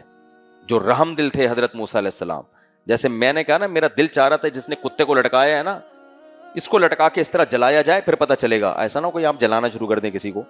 ایک جذبات ہیں, کرتا میں بھی نہیں ایسا کہ چائنا والا ہوتا میں اس کو اٹھا کے لٹکاتا, وہ پولیس آ کے مجھے 3 دفعہ لٹکا دیتی. لیکن دل یہ چاہ رہا تھا. دل کے جذبات کیا ہوتے ہیں؟ دل کے جذبات یہی ہوتے ہیں. تو موسیٰ علیہ السلام کو نے جب دیکھا نا یہ کچھ فرعون کر رہا ہے, ایک وقت کے بعد جا کے پتا ہے موسیٰ علیہ السلام نے کیا دعا مانگی ہے؟ ربنا آتیت فرعون وملأہ, سورہ یونس میں ہے, زینتا واموالا فی الحیات الدنیا. اے اللہ تو نے فرعون کو بڑی طاقت دی, بہت عیاشی دی ہے تو نے فرعون کو, اے اللہ اس عیاشی سے صرف یہ گمراہ نہیں ہو رہا، قوم بھی کیا ہو رہی ہے؟ گمراہ. کیونکہ لوگ غریب کو چھوڑ کے کس کے پیچھے جاتے ہیں؟ دولت مند کے پیچھے. یہ نہیں دیکھتے کہ حق پر کون ہے، یہ نہیں دیکھتے کہ حق پر کون ہے. تو ربنا لیضلوا عن سبیلک ربنا اطمس علی اموالہم واشدد علی قلوبہم. اے اللہ تجھ سے دو دعائیں مانگ رہا ہوں، ایک اس کے مال کو برباد کر دے، اتنا ظلم دیکھا نا اپنی آنکھوں سے. واشدد علی قلوبہم، اور اے اللہ اس سے توبہ کی توفیق سلب کر لے. ایسا نہ ہو کہ اب یہ توبہ کرے اور تو اس کے سارے گناہ معاف کر دے. نہیں آئی بات؟ کیونکہ اللہ کا قاعدہ ہے نا کہ جو توبہ کرے گا کتنا ہی بڑا مجرم ہو، یہ بھی دیکھو کتنا بڑا ظرف ہے اللہ کا بھائی، کتنا ہی بڑا مجرم ہو سارے گناہ کیا ہیں. تو اب ایسا نہ ہو کہ یہ کمبخت، اتنا ظلم اس کمبخت نے کیا ہے اور اتنا ضدی، اتنا ہٹ دھرم. تو اللہ کا اے اللہ تیرا قانون تو چینج نہیں ہو سکتا، یہ جو توبہ کرے میں معاف نہ کروں. میں تجھ سے یہ دعا تو نہیں کرتا کہ یہ توبہ کرے پھر بھی معاف نہ کرنا، یہ تو تیرا قانون ہے. میں یہ دعا کرتا ہوں اس کے دل کو ایسا سخت کر دے پتھر کی طرح، اس میں توبہ کی توفیق ہی اس سے کیا ہو جائے؟ سلب. ایسی مہر لگا دے اس کے دل کے اوپر، امکان ہی ختم ہو جائے کہ یہ توبہ کرے گا. اللہ نے کیا کہا؟ اجیبت دعوتکما. ہارون علیہ السلام نے بھی اس دعا پہ آمین کہا تھا نا. تو اللہ نے کہا اے موسیٰ اور ہارون تم دونوں کی دعا میں نے قبول کر لی ہے. اب اس کو توبہ کی توفیق، اس کا دل میں اتنا سخت کر دوں گا، جو تھوڑی بہت اس میں کبھی کبھی خیال آ جاتا تھا نا اس کو توبہ کرنے کا، وہ خیال بھی کیا ہو جائے گا؟ ختم. اور یہ تباہ بھی ہوگا اور اس کو توبہ کی توفیق بھی نہیں ملے گی. تو اتنا بڑا ظرف ہے. اس کے بعد اللہ کا حق بنتا ہے کہ ایسے شخص کو کہاں ڈال دے اٹھا کے؟ ہمیشہ کی آگ میں. پھر اللہ کہتے ہیں ہم نے جب پھر بنی اسرائیل کو موسیٰ علیہ السلام جب رات کو لے کے نکلے ہیں تو بھی فرعون کے پاس آپشن تھا کہ کمزور لوگ ہیں، بھاگ رہے ہیں نا، بارڈر کراس کر رہے ہیں، کرنے دو یار، تمہاری حکومت تو نہیں جا رہی نا، تم تو پھر بھی ایک گورنمنٹ ہے تمہاری. نا نا نا نا، طاقت کے نشے میں نہیں بھائی. وہی قصہ، ایک بندر کا ہاتھ ایک بوتل میں پھنس گیا نا، چوری کر رہا تھا، بوتل میں کچھ انگور پڑے ہوئے تھے. اب کیا کرتا ہے وہ بندر کمبخت کہ اگر وہ تھوڑے سے بادام یا انگور جو بھی تھے نا چھوڑ دیتا ہے نا، انگور یہ کشمش تھی تو تھوڑے سے کشمش چھوڑ دے تو مٹھی چھوٹی ہو جائے گی، بوتل سے ہاتھ باہر نکل آئے گا. لیکن کشمش کی مقدار کیا ہو جائے گی؟ کم. اور کر بھی چوری رہا ہے، اس کو پتا ہے مالک سے پٹوں گا میں. اب دوسرا بندر اسے کہہ رہا ہے کہ ابے تھوڑے سے چھوڑ دے اور ہاتھ باہر نکال لے، کم از کم اس وقت پٹنے سے تو بچ جائے گا. وہ کہہ رہا ہے نہیں، میں پورے سارے کشمش ایک ہی دفعہ میں نکالوں گا. تو پھر تو پٹے گا کہ نہیں پٹے گا؟ وہی ہوا، مالک آیا، اس نے دیکھا یہ تو چوری کر رہا ہے، یہ تیرے لیے تھوڑی میں نے کشمش رکھی ہوئی ہے. تو یہی حال کس کا ہوا؟ فرعون کا. یہی بہت سے لوگوں کا حال ہے بھائی. اب بنی اسرائیل بھاگ رہے ہیں، جانے دے یار، کہ تمہاری تو اسٹیبل گورنمنٹ ہے نا، تمہیں کیا نقصان ہو رہا ہے ان سے؟ نا نا نا نا. فرعون نے منادی کرائی بھائی بھاگنے بھی نہیں، پٹو، مار کھاؤ اور جاؤ بھی نہیں یہاں سے. یہی آج فلسطین میں ہو رہا ہے. بارڈر بھی کراس نہیں کرنے دے رہے ان کو، غزہ والوں کو بارڈر بھی سیل کیا ہوا ہے.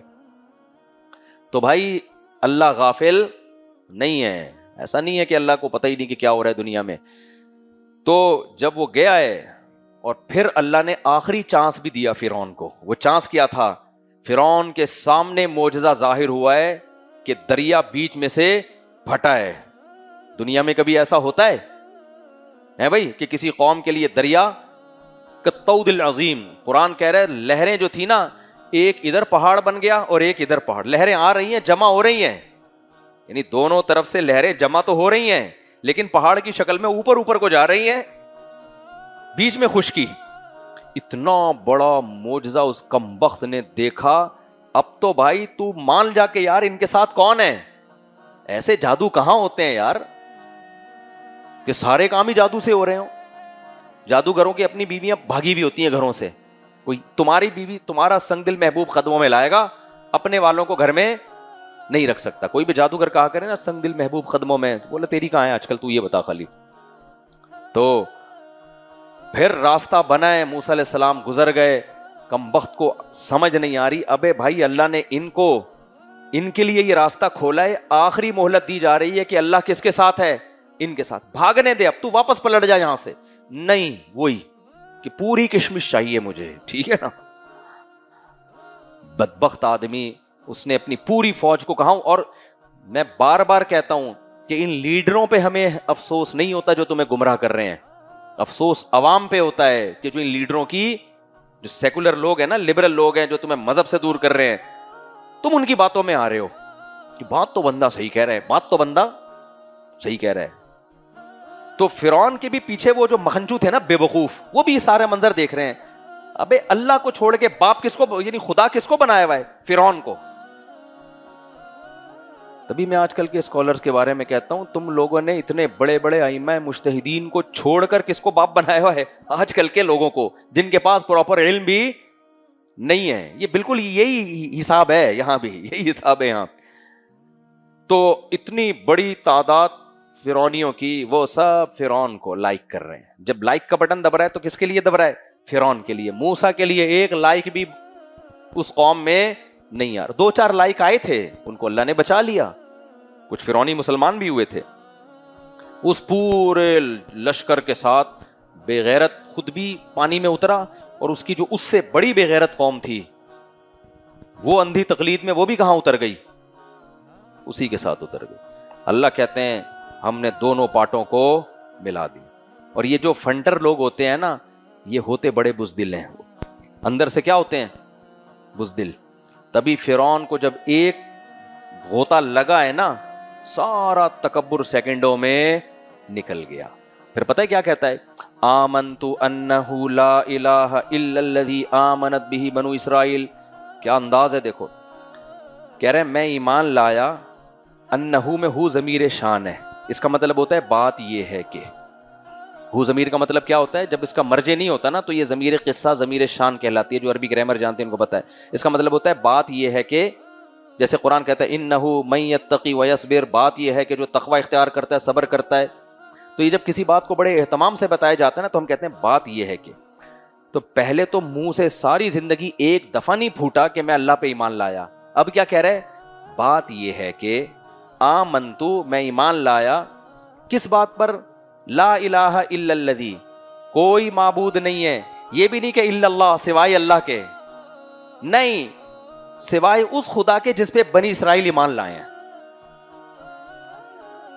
یعنی اللہ میں یہ لوگ جو ہے نا، ان کا جو خدا ہے نا، تاکہ فرشتوں کو بات سمجھنے میں کسی قسم کی کنفیوژن بولو نہ ہو۔ جو عذاب دینے کے فرشتے ہیں نا بھائی، وہ کہتا میں اللہ پہ ایمان لایا، تو فرعون کو ڈرتا، فرشتے کہیں گے بھائی تو اپنے آپ کو یہ اللہ سمجھتا ہے، تو ہم ابھی کنفیوز ہیں، ٹھیک ہے نا، اور اتنا ابھی ٹائم ہمارے پاس ہے نہیں، تیرے موت کا وقت آ گیا ہے۔ تو وہ کہہ رہے ہیں نہیں، میں ذرا ڈیٹیل میں آپ سے بات کرنا چاہتا ہوں ٹھیک ہے نا، ڈیٹیل میں کیا کرنا چاہتا ہوں؟ ڈیٹیل میں بات کروں کہ میں ایمان لایا۔ اچھا یہ بھی کہہ سکتا تھا میں ایمان لایا اس خدا پر جو آسمانوں پر ہے۔ تو فرعون کو یہ خطرہ تھا ایسا نہ ہو فرشتے سمجھے بھائی ہر قوم میں خدا ہوتا ہے تو پتہ نہیں کون سے والے خدا کی بات کر رہا ہے، تو بہت ہی ٹو دا پوائنٹ کہ بھائی میں ایمان لایا اس اللہ پر جس پر بنی اسرائیل ایمان لائی ہے، اور میں یہ بھی اقرار کر رہا ہوں کہ صرف وہی ہے، اس کے علاوہ کوئی بھی نہیں ہے۔ اور اس جملے سے پہلے کیا کہہ رہا ہے؟ بات یہ۔ ہمارے استاد جب اس آیت کا ترجمہ کرتے تھے نا، ہم جب درس پڑھ رہے تھے تو ہمارے استاد جب تفسیر پڑھا رہے تھے، مجھے یہ جب بھی اس آیت پہ میں پہنچتا ہوں مجھے اپنے ٹیچر کا وہ اسٹائل یاد آ جاتا ہے۔ تو وہ کہتے ہیں یہ ایسے ہی ہے جیسے کسی چور کو پکڑ کے آپ کوٹ رہے ہو، تو چوں کہہ رہے ہیں بات تو سنو یار 2 منٹ کے لیے بھائی کائنڈلی۔ وہ ڈائریکٹ یہ نہیں کہتا میں چور نہیں ہوں، کیونکہ ایسے تو کوئی مانے گا نہیں نا اس کو، کہہ رہے پھر پٹ کیوں رہا ہے تو چور نہیں ہے، کہہ رہے بات تو سنو یار۔ اس سے آدمی کا ذہن جاتا ہے شاید کوئی ڈیٹیل ہے اس کے پاس، تو وہ بڑے پوری نقل اتار کے سبق پڑھاتے تھے۔ فرعون نے کہا بھائی ایکچولی تو میں لگا رہا ہوں نا، بھائی ذرا بات تو سنو یار، ابھی کیا ہے یار، ڈبو کیوں رہے ہو یوں کر کے، مجھے بات تو سنو نا یار۔ بندہ پہلے بات سنتا ہے کسی کی، اس کے بعد جو کر لینا، جو دل میں آئے کر لینا، لیکن پہلے بات تو سنو۔ آتے ہی کوٹنا شروع کر دیا۔ کتنی ڈیٹیل سے تفصیل سے ایمان لا رہا ہے، اس تفصیل سے کوئی بھی ایمان، میں نے نہیں کسی غیر مسلم کو دیکھا اتنی ڈیٹیل سے ایمان لا رہا ہو، ٹھیک ہے نا، کلمہ پڑھتا ہے مومن ہو گیا۔ ایک غوطہ لگا ہے اس کے، تو اللہ کیا فرماتے ہیں؟ آل آنا، اب وقد عصیت قبل، اس سے پہلے نافرمانی کرتا رہے۔ نا اللہ کہتے ہیں عام لوگوں کو ایک سزا ملتی ہے جہنم کی آگ، تجھے کیا سزا ملیں گی؟ دنیا کی سزا بھی اور آخرت کی سزا بھی۔ آخرت کی سزا تو قرآن نے بیان کی، النار، آگ ہے، یعرضون علیہا غدوا وعشیا، جس پہ وہ صبح اور شام جلایا جاتا ہے. وَيَوْمَ تَقُومُ السَّاعَةُ، یہ برزخ کا عذاب ہے جو ابھی بھی ہو رہا ہے فرعون کو. اور جس دن قیامت قائم ہوگی ہمیشہ کے لیے آگ میں داخل کر دیا جائے گا. اور دنیا کا عذاب کیا ہے؟ الْيَوْمَ نُنَجِّيكَ بِبَدَنِكَ، لوگوں کی یادگاریں محفوظ ہوتی ہیں. لوگ کہتے ہیں یہ وہ شخص ہے جس نے یہ چیز ایجاد کی تھی، دیکھو یہ اس کی یادگار ہے. لوگ دیکھتے ہیں نا یہ فلاں کی ہے، یہ فلاں کی ہے. جیسے ابراہیم علیہ السلام کا اللہ نے تذکرہ، جب بھی نام آئے گا تو سلام بھیجیں گے لوگ. اللہ کہتے ہیں الْيَوْمَ نُنَجِّيكَ بِبَدَنِكَ، میں تیرے جسم کو کیا کر لوں گا؟ محفوظ. لِتَكُونَ لِمَنْ خَلْفَكَ آیا، تاکہ تیرے بعد دنیا میں کوئی بھی خدا کے احکام سے تکبر کرنے والا پیدا ہو نا، تو دنیا کہے کہ ایک شخص تھا جس کو ہسٹری نے بھلایا نہیں ہے، بلکہ اس کی باڈی کو بھی میوزیم میں محفوظ کیا ہوا ہے، تاکہ یہ ہسٹری صرف آسمانی کتابوں میں نہ رہے، ایک مشاہدے پر مبنی ایک تاریخی ثبوت ہو. اب جب فرعون کی بات ہوتی ہے، کون؟ وہ جو مصر کے میوزیم میں رکھا ہوا، کہتے ہیں نا لوگ. تو اللہ کہتے ہیں تیرے جسم کو محفوظ کر لوں گا میں، تاکہ تو بعد والوں کے لیے عبرت کا نشان بن جائے. لیکن بھائی عبرت جیسے فرعون کو نہیں ہوئی، اور جن کو ہونی تھی فرعون کی بیوی کو ہو گئی عبرت، جو اس عیاشی میں پلی ہے محل میں، ایسی عبرت ہوئی کہ قتل ہو گئی لیکن ایمان کو نہیں چھوڑا اس نے. تو آج بھی ایسا ہی ہے، جس کو ہونی ہوتی ہے اس کو فرعون کی لاشیں دیکھنے کی ضرورت نہیں ہوتی، وہ چھوٹی چیزوں سے بھی ہو جاتی ہے. جس کو نہیں ہونی ہوتی ان کے دل ایسے پتھر بن جاتے ہیں، وہ دن رات اللہ کی نشانیاں دیکھیں، اس کے باوجود بھی ان کو عبرت نہیں ہوتی. تو وقت کافی زیادہ ہو گیا، میں اس کو یہیں ختم کرتا ہوں. اللہ سے دعا ہے کہ اللہ تعالی ہمیں قرآن پر عمل کرنے کی، برائیوں سے بچنے کی اللہ توفیق عطا. آج خواتین کا سب سے بڑا جرم بے پردگی ہے. اس سوسائٹی میں بے حیائی پھیلانے کی سب سے بڑی ذمہ دار کون ہے؟ عورت. حج ہو رہے ہیں، عمرے ہو رہے ہیں، سب کچھ ہو رہا ہے، پردہ نہیں ہو رہا عورت سے، پردہ ہی نہیں ہو رہا عورت سے. کزنوں سے پردہ نہیں ہو رہا، چچا زاد بھائی دیوروں سے پردہ نہیں ہے، بوائے فرینڈ تو ایسے کلچر ہے ہر ایک سے فری. بھائی عورت پر اللہ نے جو سب سے بڑا حکم لاگو کیا ہے وہ کیا ہے؟ وہ پردہ کرے. لیکن وہی تکبر ہے، ہم نے ملانی تھوڑی بننا ہے، ہم نے ملانی تو ٹھیک ہے بھائی، ایک دن آپ کا بھی جنازہ قبر میں بولو اترے گا، تو دیکھتے ہیں پھر کیا ہوتا ہے وہاں پہ. قبر میں سب نے اترنا ہے. فرعون بھی پڑا ہوا ہے وہ میوزیم میں، جا کے آپ دیکھ لو اس کو، اس سے خیریت پوچھو، خیریت کا جواب نہیں دے گا. صحیح ہے نا؟ اس سے حال احوال پوچھو، جواب نہیں دے گا. اس سے پوچھو کیسے ڈوبے تھے، کوئی جواب نہیں ہے. بزبان حال بتا رہا ہوگا بھائی یہ فنٹر گیری دنیا کی ہے، جب پھٹے پہ لیٹا تو سب بولو نا ختم. تو اس پہ لیٹنے سے پہلے اگر ہدایت مل جاتی ہے تو ٹھیک ہے، لیٹنے کے بعد تو بھائی فرعون کو بھی مل گئی تھی، ہم سب کو مل جائے گی. اللہ تعالیٰ سمجھنے کی عمل کی توفیق عطا فرمائے. سوال دے. شیخ حضرت مفتی رشید احمد صاحب رحمہ اللہ تعالیٰ کی بھی یہی رائے تھی کہ صلاۃ التسبیح پر ان کو اطمینان نہیں تھا. وہ یہ کہتے تھے کہ بھئی یہ تو مشہور روایات کے بالکل اگینسٹ ہے. اور علامہ ابن تیمیہ رحمہ اللہ تعالیٰ بھی اسی کے قائل ہیں. ان کے الفاظ یہ ہیں لم یثبت مثلہ بمثلہ، کہ اس جیسی نماز جو عام نمازوں کے بالکل خلاف ہے اس کی کیفیت، وہ اس جیسی کمزور روایات سے اس کا ثبوت نہیں ہو سکتا. بہرحال اختلافی مسئلہ ہے. جمہور کی رائے یہی ہے کہ صلاۃ التسبیح سنت ہے. بعض محققین اس کے قائل ہیں کہ سنت نہیں ہے. تو مجھے تو جو میرا چھوٹا منہ بڑی بات، میں کوئی محقق یا اصحاب ترجیح میں سے نہیں ہوں، لیکن حقیقت یہ ہے کہ پورے طور پر اطمینان نہیں ہوتا. لیکن بہرحال میں عوام کو وہی رائے بتاتا ہوں جو جمہور کی رائے ہے. اور جب اتنا بڑا اختلاف ہو اور جمہور ایک طرف ہو تو اس عمل کو بہرحال بدعت نہیں کہا جا سکتا. تو اس لیے عوام کو میں عوام پہ چھوڑ دیتا ہوں. آپ کو جن علماء کی رائے پر زیادہ اعتماد ہو اس پر عمل کریں. تو اگر آپ کو اطمینان اسی پہ ہے، جمہور علماء کی رائے پر کہ پڑھنی چاہیے تو پڑھیں. اللہ تعالیٰ سے پوری امید ہے، کیونکہ اس میں بہرحال ذکر ہی کر رہے ہیں، کوئی ایسے خلاف شرع کام تو نہیں کر رہے ہیں نا، اللہ کا ذکر ہی کثرت سے کیا جا رہا ہے. تو بہرحال دونوں رائے، میرا مقصد تھا صرف دونوں رائے سامنے آ جائیں کہ بعض محققین اس کے قائل ہیں کہ صلاۃ التسبیح کے بارے میں جو روایات ہیں اتنی جاندار نہیں ہیں کہ اس سے ایک ایسی نماز ثابت کی جا سکے جو عام نمازوں کے بالکل خلاف اس کی کیفیات ہیں، بلکہ عام نمازوں کو دیکھا جائے تو اس سے گویا سدا صاحب لازم آ رہا ہے. تو یہ ہے کہ اب آپ خود فیصلہ کریں. جو پڑھ رہا ہے وہ بھی ٹھیک ہے، اگر کوئی اس کو صحیح نہیں سمجھتا تو وہ بھی ٹھیک ہے. اختلاف کا ظرف بہرحال پیدا کرنے کی بہت شدید ضرورت ہے. اگر کسی مسئلے میں کسی عالم کا اختلاف ہو تو اس کو اعتدال کے ساتھ بیان کر دیا جائے اور سب علماء کا احترام دل میں رکھا جائے, کسی کو برا بلا نہ کہا جائے, اور جس عالم کی رائے پر آپ کو زیادہ اعتماد ہو آپ اس کی رائے پر عمل کریں. میں نے پہلے بتا دیا بدعت نہیں کہا جا سکتا اس کو, کیونکہ جمہور علماء بہرحال اس کے قائل ہیں. فوریکس ٹریڈنگ کا کیا حکم ہے؟ فوریکس ٹریڈنگ جائز نہیں ہے, کیونکہ کرنسی یا گولڈ پر آپ قبضہ کیے بغیر آگے بیچ نہیں سکتے. یہاں کچھ بھی نہیں ہوتا, بس فرضی خرید و فروخت چل رہی ہوتی ہے. جھینگے حلال ہیں یا حرام؟ حرام سے کم بھی کوئی درجہ ہوتا ہے, ایک دم ڈائریکٹ کسی چیز کو حرام نہیں بنا دینا چاہیے. دیکھیں جھینگے کے بارے میں کئی بار کلپ ریکارڈ کروا چکا ہوں, پوچھا ہے تو دوبارہ بتا دیتا ہوں. نبی صلی اللہ علیہ وسلم نے فرمایا الحلال بین والحرام بین, حلال بھی واضح ہے حرام بھی واضح ہے, لیکن کچھ چیزیں آپ صلی اللہ علیہ وسلم نے فرمایا درمیان میں ہیں, مشتبہ ہیں. تو جو مشتبہات سے بچتا ہے تو وہ اپنے دین کو بچا لیتا ہے. اب ہمیں کیا کیا چیزیں حلال ہیں نبی نے واضح طور پہ بتا دیا. بکرا ہے, گائے ہے, اور وغیرہ وغیرہ, مرغی, بطخ, یہ سب چیزیں جو پرندے ہیں جو چونچ سے کھاتے ہیں, درندے نہیں ہوتے, وہ شکار نہیں کرتے, وہ سارے پرندے حلال ہیں. سمندر میں مچھلی حلال ہے, صحابہ نے کھائی, قرآن میں اس کا تذکرہ ہے. اب سمندر میں مچھلی کے علاوہ جو مخلوق ہے اس کے بارے میں نصوص خاموش ہیں, یعنی قرآن و سنت خاموش ہے.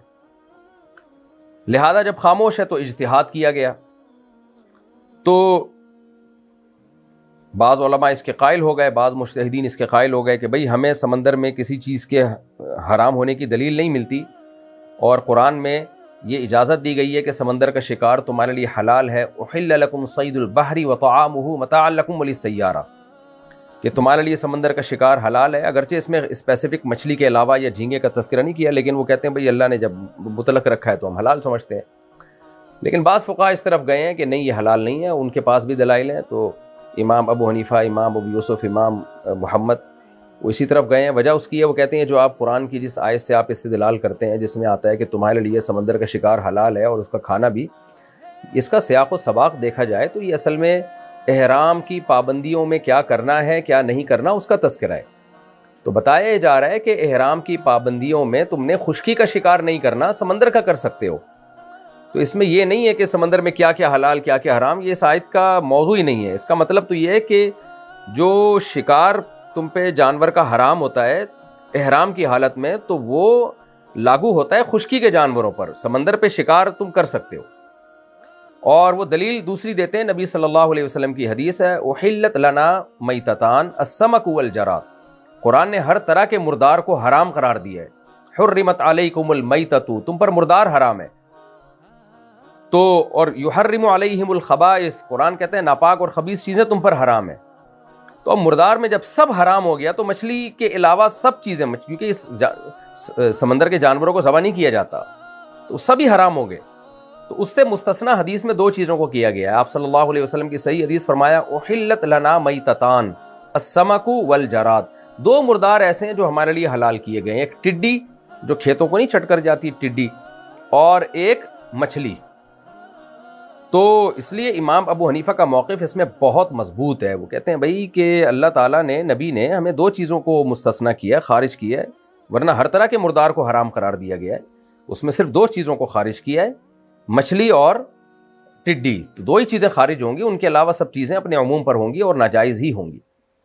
اور دوسری بات یہ کہ اگر ہم یہ قول لے لیتے ہیں کہ سمندر میں مچھلی کے علاوہ سب چیزیں حلال ہیں, یعنی پانی کے تمام جانور حلال ہیں, تو ایسی ایسی گند نکلتا ہے سمندر سے اور دریاؤں سے کہ چائنا والے بھی شاید نہ کھاتے ہیں اس کو, وہ انگریز تو کھاتے ہی نہیں ہیں. تو وہ جو آیت ہے ناپاک اور خبیث چیزیں تم پر حرام ہوں گی, تو وہ پھر وہ اس کا مطلب کیا رہ جاتا ہے. پھر مثال کے طور پر سمندر میں یعنی پانی میں, دریا میں تو کچھوا بھی ہوتا ہے, یعنی کچھوے بھی ہوتے ہیں, دریائی کچھوے, اور مگرمچھ بھی ہوتے ہیں.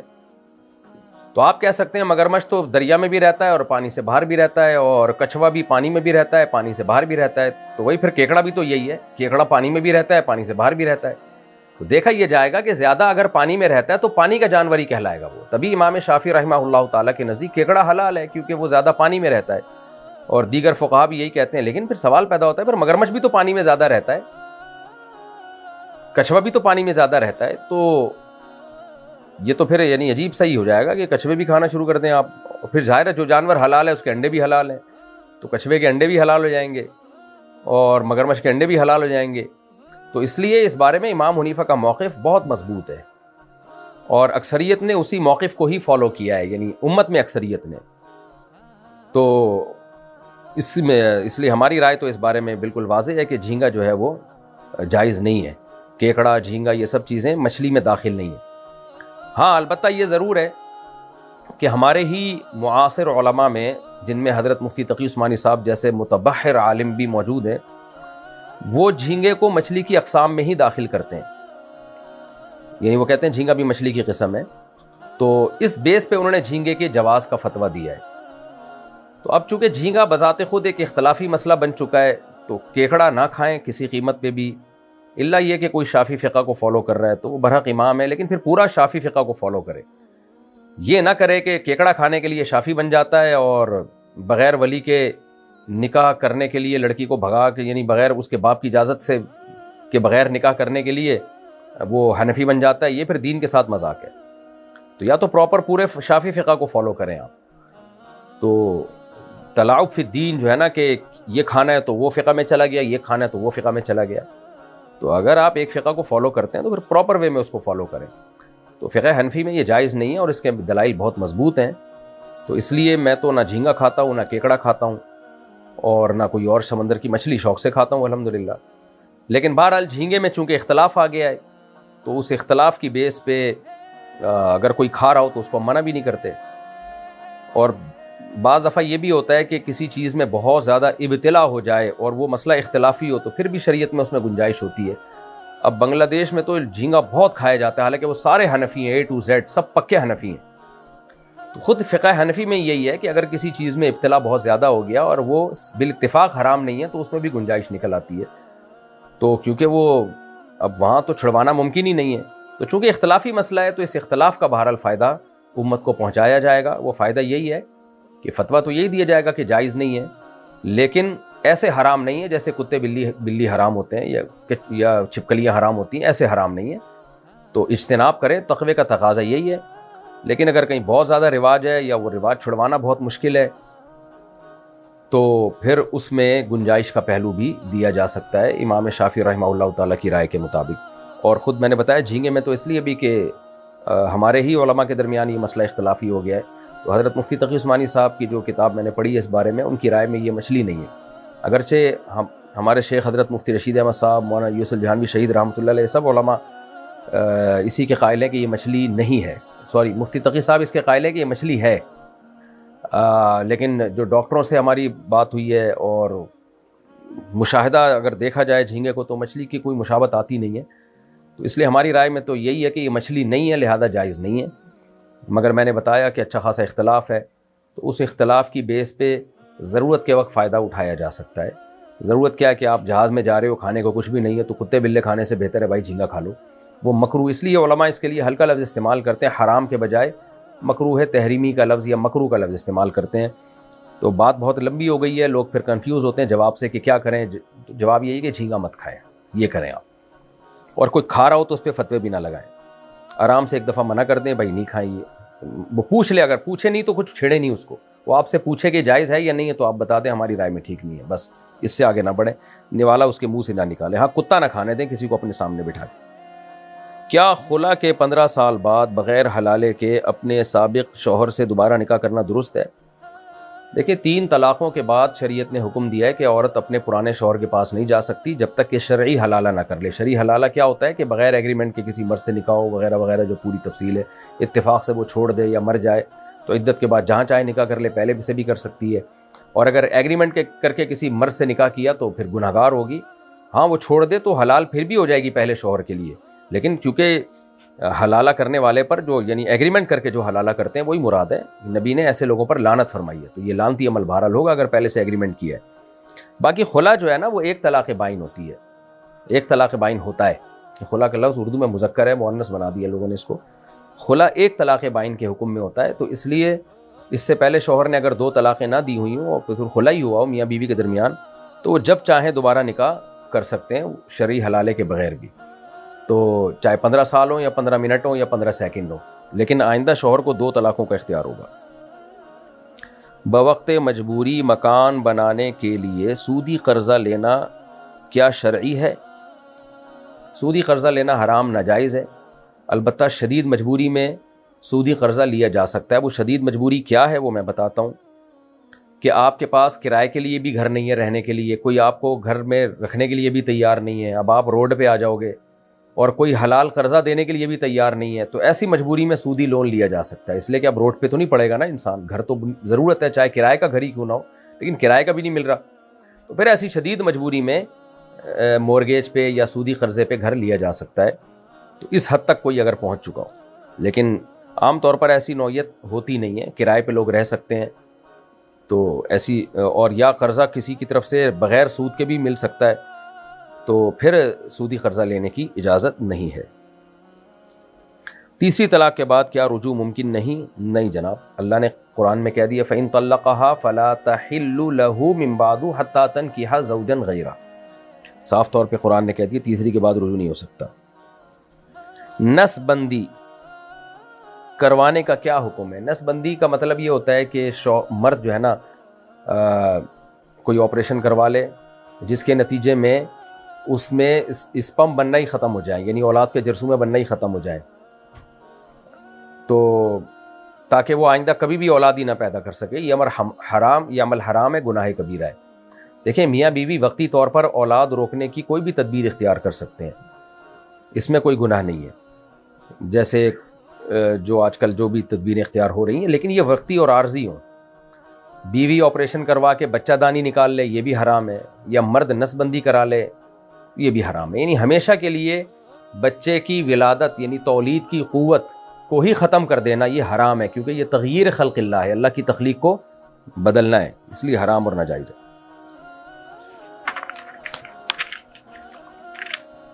قرآن کی آیات پر مشتمل ویڈیوز بنا کر یوٹیوب پر اپلوڈ کرنا درست ہے؟ جی بالکل درست ہے۔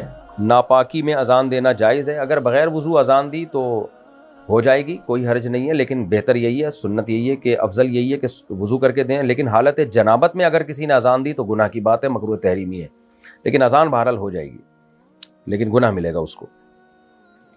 قادیانیوں کے ساتھ کھانا پکانا یا کھیلنا جائز ہے یا نہیں؟ قادیانیوں سے بالکل فری ہونے کی اجازت نہیں ہے۔ قادیانیوں میں اور دوسرے غیر مسلموں میں فرق یہ ہے کہ دوسرے غیر مسلم اپنے باطل دین کو اسلام نہیں کہتے، اسلام کا لبادہ نہیں اوڑھتے۔ قادیانی کیا کرتے ہیں؟ اتنا بڑا جرم کیا، ایک جھوٹے نبی کو سید الانبیاء صلی اللہ علیہ وسلم کے طرف منسوب کر دیا کہ آپ کا ذلی نبی ہے، معاذ اللہ، کذاب اور دجال کو کہہ دیا کہ نبی کا ذلی نبی ہے، اور پھر اپنے آپ کو مسلمان بھی کہتے ہیں۔ آج قادیانی اپنی نسبت اسلام سے ختم کر دیں، بولے ہم مسلمان نہیں ہیں تو ہم ان کو بھی وہی حقوق دے دیں گے جو دوسرے غیر مسلموں کو دیے، لیکن یہ اپنے آپ کو چونکہ مسلم کہتے ہیں، تو یہ جرم بہت بڑا جرم ہے کہ آپ ایک جھوٹے نبی پہ ایمان رکھتے ہو اور اپنے آپ کو منسوب کرتے ہو سید الانبیاء کی طرف۔ تو اس لیے قادیانیوں کے ساتھ میل جول اور دوستیاں یہ ناجائز اور حرام ہے۔ کچھ غیرت اور دینی حمیت کے بھی کچھ تقاضے ہوتے ہیں، ہاں دشمنی کسی سے نہ رکھیں، بد اخلاقی کسی سے نہ کریں، بس ریزرو رہیں، آپ کوئی مارے پیٹنا یا بد اخلاقی کرنا یا گالیاں دینا یہ کام نہ کریں، بس ریزرو رہیں آپ، تو سلام دعا نہ رکھیں۔ نکاح میں گواہ کا اجرت لینا کیسا ہے؟ دیکھیں نکاح میں قاضی کے لیے اجرت لینا یا گواہ کے لیے اجرت لینا جائز ہے، کیونکہ کوئی بھی کام جس میں آپ کا وقت خرچ ہو رہا ہو آپ اس کو کا معاوضہ لے سکتے ہیں۔ البتہ جو کام آپ پر فرض ہو جاتا ہے یعنی آپ کے ذمہ لازم ہو جاتا ہے تو اس پہ آپ اجرت پھر نہیں لے سکتے۔ مثال کے طور پر اگر کوئی نکاح پڑھانے والا ہے ہی نہیں اور ایک کو بندے کو نکاح پڑھوانا ہے اور کوئی بندہ پڑھانے والا کوئی ہے ہی نہیں، اس کو خود بھی نہیں آتا نکاح کیسے پڑھا جاتا ہے، تو پھر جو علاقے کا عالم ہوگا اس پر فرض ہو جاتا ہے کہ وہ اس کا نکاح پڑھائے، پھر اس کے لیے پھر اجرت لینا جائز نہیں ہوگا۔ اسی طرح کسی کو اپنا نکاح پڑھوانا ہے، اس کو گواہ مل ہی نہیں رہے کہیں، اب دو مسلمان نظر آئے اس کو کہ بھائی تم میرے نکاح پہ گواہ بن جاؤ، کیونکہ گواہ میں کوئی گاؤں میں ہے کہیں کوئی مجبوری ہو گئی، تو پھر تو وہ اجرت نہیں لے سکتے، اس لیے کہ ان پر تو پھر فرض ہے کسی مسلمان کے ساتھ تعاون کریں۔ لیکن اگر گواہ دنیا میں بہت ہیں تو اسپیسیفک مجھے یہی دو گواہ چاہیے، تو پھر وہ دو گواہ شرط لگا سکتے ہیں، ٹھیک ہے بھائی ہم آپ کے نکاح پہ گواہ جب بنیں گے جب آپ ہمیں پیسے دو گے، کیونکہ ہمارا ٹائم خرچ ہوگا۔ باقی یہ کہ یہ فری پھوکٹ میں ہی ہونا چاہیے، گواہ میں گواہ کا کیا جا رہا ہے، وہاں اتنے لوگ بیٹھے ہوئے ہوتے ہیں، کسی کو بھی گواہ بنا دیں۔ اگر شوہر بے اولاد ہو تو فسخ نکاح درست ہے؟ دیکھیں اگر بے اولاد ہو تو فسخ نکاح درست نہیں ہے، البتہ شادی کے بعد پتہ چلا کہ شوہر میں اولاد پیدا کرنے کی صلاحیت ہی نہیں ہے، اس میں اولاد کے جرثومے ہی نہیں ہے اس کے اسپم میں، یا یہ کہ اور علاج بھی نہیں ہو سکتا اس کا، یعنی اب عورت کو پتہ چلا کہ جس بندے سے میری شادی ہوئی ہے اب ناممکن ہے کہ اس کے اولاد ہو، میڈیکل سے یہ میڈیکل رپورٹ آ گئی، تو پھر عورت کے لیے ایسی صورت میں کورٹ سے تنسیخ نکاح یعنی نکاح ختم کرانے کی شرعاً اجازت ہے۔ البتہ اگر پہلے سے پتہ ہو عورت کو کہ جس سے میری شادی ہو رہی ہے اس کے اولاد ممکن ہی نہیں ہے، یا شادی کے بعد پتہ چلا لیکن علاج ممکن تھا اس کا، تو یا ویسے ہی قدرت کی طرف سے اولاد ہی نہیں ہو رہی شوہر کے، تو پھر تنسیخ نکاح نہیں ہو سکتا۔ نئی دلہن کو گھر لا کر اس کے پاؤں دھونا اور اس پانی کو گھر کے اطراف میں چھڑکنا کیا جائز ہے؟ جائز نہیں ہے بھائی، یہ سب توہم پرستی میں آتا ہے اور اسلام آپ کو توہم پرستی سے روکتا ہے۔ حالت جنابت میں روزہ رکھنا اور دیر سے غسل کرنا کیسا ہے؟ جائز ہے، کوئی حرج نہیں ہے۔ غسل نماز کے لیے فرض ہے، نماز سے پہلے لازمی غسل کریں۔ کپڑوں پر پیشاب کا قطرہ لگے تو کیا حکم ہے؟ اس کو دھو لینا چاہیے، البتہ اتنی بات ضرور ہے اگر ایک دو قطرے لگ گئے اور پھیلا نہیں ہے تو دھونا تو چاہیے اس کو، لیکن اگر کسی نے نہیں بھی دھویا تو تھوڑی سی نجاست ہو تو نماز ادا ہو جاتی ہے۔ ہاں، نجاست ہتھیلی کی گہرائی کے برابر پھیل جائے تو پھر نماز نہیں ہوتی، تو ایک دو قطرے اگر کپڑوں پہ لگے ہیں تو دھو لینا بہتر ہی ہے، لیکن کوئی نہیں بھی دھوئے گا تو نماز ادا ہو جائے گی۔ حاملہ عورت کا روزہ نہ رکھنے کا کیا حکم ہے؟ دیکھیں، عورت حمل والی ہو یا بچے کو دودھ پلاتی ہو، دونوں صورتوں میں اس پہ روزہ رکھنا فرض ہے، کیونکہ اللہ نے بیماری میں روزہ چھوڑنے کی اجازت دی ہے۔ حمل کوئی بیماری نہیں ہے اور دودھ پلانا بھی کوئی بیماری نہیں ہے، اور ہم نے دیکھا ہے بہت سی پریگننسی میں خواتین روزہ بھی رکھتی ہیں اور دودھ بھی پلاتی ہیں بچوں کو۔ البتہ اگر کسی کو حمل میں روزہ رکھنے سے واقعی کوئی بیماری ہو رہی ہے، سر چکرا رہا ہے، یا یہ کہ فیڈ کرانے والی عورت کو دودھ ہی نہیں آ رہا یا دودھ پلاتی ہے تو سر چکرانے لگتا ہے اس کا، تو یہ سر کا چکر آنا یا شوگر بہت لو ہو جانا ایسی، تو یہ بہرحال بیماری میں آتا ہے، تو ایسی عورت پھر روزہ چھوڑ سکتی ہے۔ خلاصہ کیا نکلا کہ اگر دودھ پلانے سے کسی بیماری کا خطرہ ہے یعنی روزہ رکھنے کے صورت میں، تو پھر روزہ چھوڑا جا سکتا ہے، یعنی بیماری کی حالت میں بھی روزہ چھوڑ سکتے ہیں، اور بیماری کا غالب گمان ہو تو بھی روزہ چھوڑا جا سکتا ہے، یعنی اگر روزے آپ کو خطرہ ہے کہ روزہ رکھنے سے بیمار ہو جائیں گے تو بھی چھوڑا جا سکتا ہے۔ چور بازار سے سامان خریدنا کیا جائز ہے؟ کیونکہ چور بازار کے جو نام پڑتے ہیں نا، چور بازار، اس میں سارا مال چوری کا نہیں ہوتا۔ چور بازار کو جو ہماری معلومات ہیں، کیونکہ شیرشاہ میں بھی سنا ہے میں نے، کوئی چور بازار ہے کراچی میں، تو چور بازار کے بارے میں جو میری رپورٹ ہے وہ یہ ہے کہ اس میں مال تو سارا بغیر چوری کا ہی ہوتا ہے، لیکن چوری کا مال بھی ادھر ہی جاتا ہے، یعنی چوروں کو پتہ ہوتا ہے کہ فلاں جگہ ایک جگہ ہے جا کے وہاں پہ چوری کا مال بکے گا، تو اس کا مطلب یہ نہیں ہوتا وہاں زیادہ تر مال چوری کا ہے۔ تو اس لیے کسی چور بازار میں اگر زیادہ مال چوری کا نہ ہو، کچھ مال چوری کا ہو، تو وہاں سے پھر خریداری شرعاً جائز ہے، کیونکہ ہمیں کیا پتہ یہ چوری کا ہے، ایسے تو ہر مال میں امکان ہے کہ پتہ نہیں اپنی چیز بیچ رہا ہے کس کی چیز بیچ رہا ہے، لیکن اگر آپ کو خود سے پہلے سے پتہ ہو، غالب گمان ہو کہ یہاں زیادہ تر مال چوری ہی کا بکتا ہے، تو پھر اس مال کو خریدنا آپ کے لیے جائز نہیں ہے، لیکن ایسا غالب گمان ہونا بڑا مشکل ہے، اس لیے چوری کرنا بھی حرام، چوری کا مال بیچنا بھی حرام، چوری کا مال خریدنا بھی حرام، لیکن یہ اس چوری کے بارے میں جس کے بارے میں یقین ہو کہ یہ فلاں نے چوری کی ہے اور یہ چوری کا مال ہی پکڑا رہا ہے۔ جب تک ایسا یقین نہ ہو تو شریعت نے ہمیں بہت زیادہ گہرائی میں جانے کا حکم نہیں دیا، اس سے تو لوگوں پہ کاروبار کے دروازے بند ہو جائیں گے اور لوگ مشکل میں پڑ جائیں گے۔ ابہموا ما ابہم اللہ، حضرت عمر کا مشہور قول ہے کہ جس چیز پہ اللہ نے پردہ ڈالا ہوا ہے تو تم بھی پردہ ڈالو، خام خواہ ٹوہ میں لگنا یہ درست نہیں ہے۔ اچھا بھائی، عدت میں عدالت جانا جائز ہے؟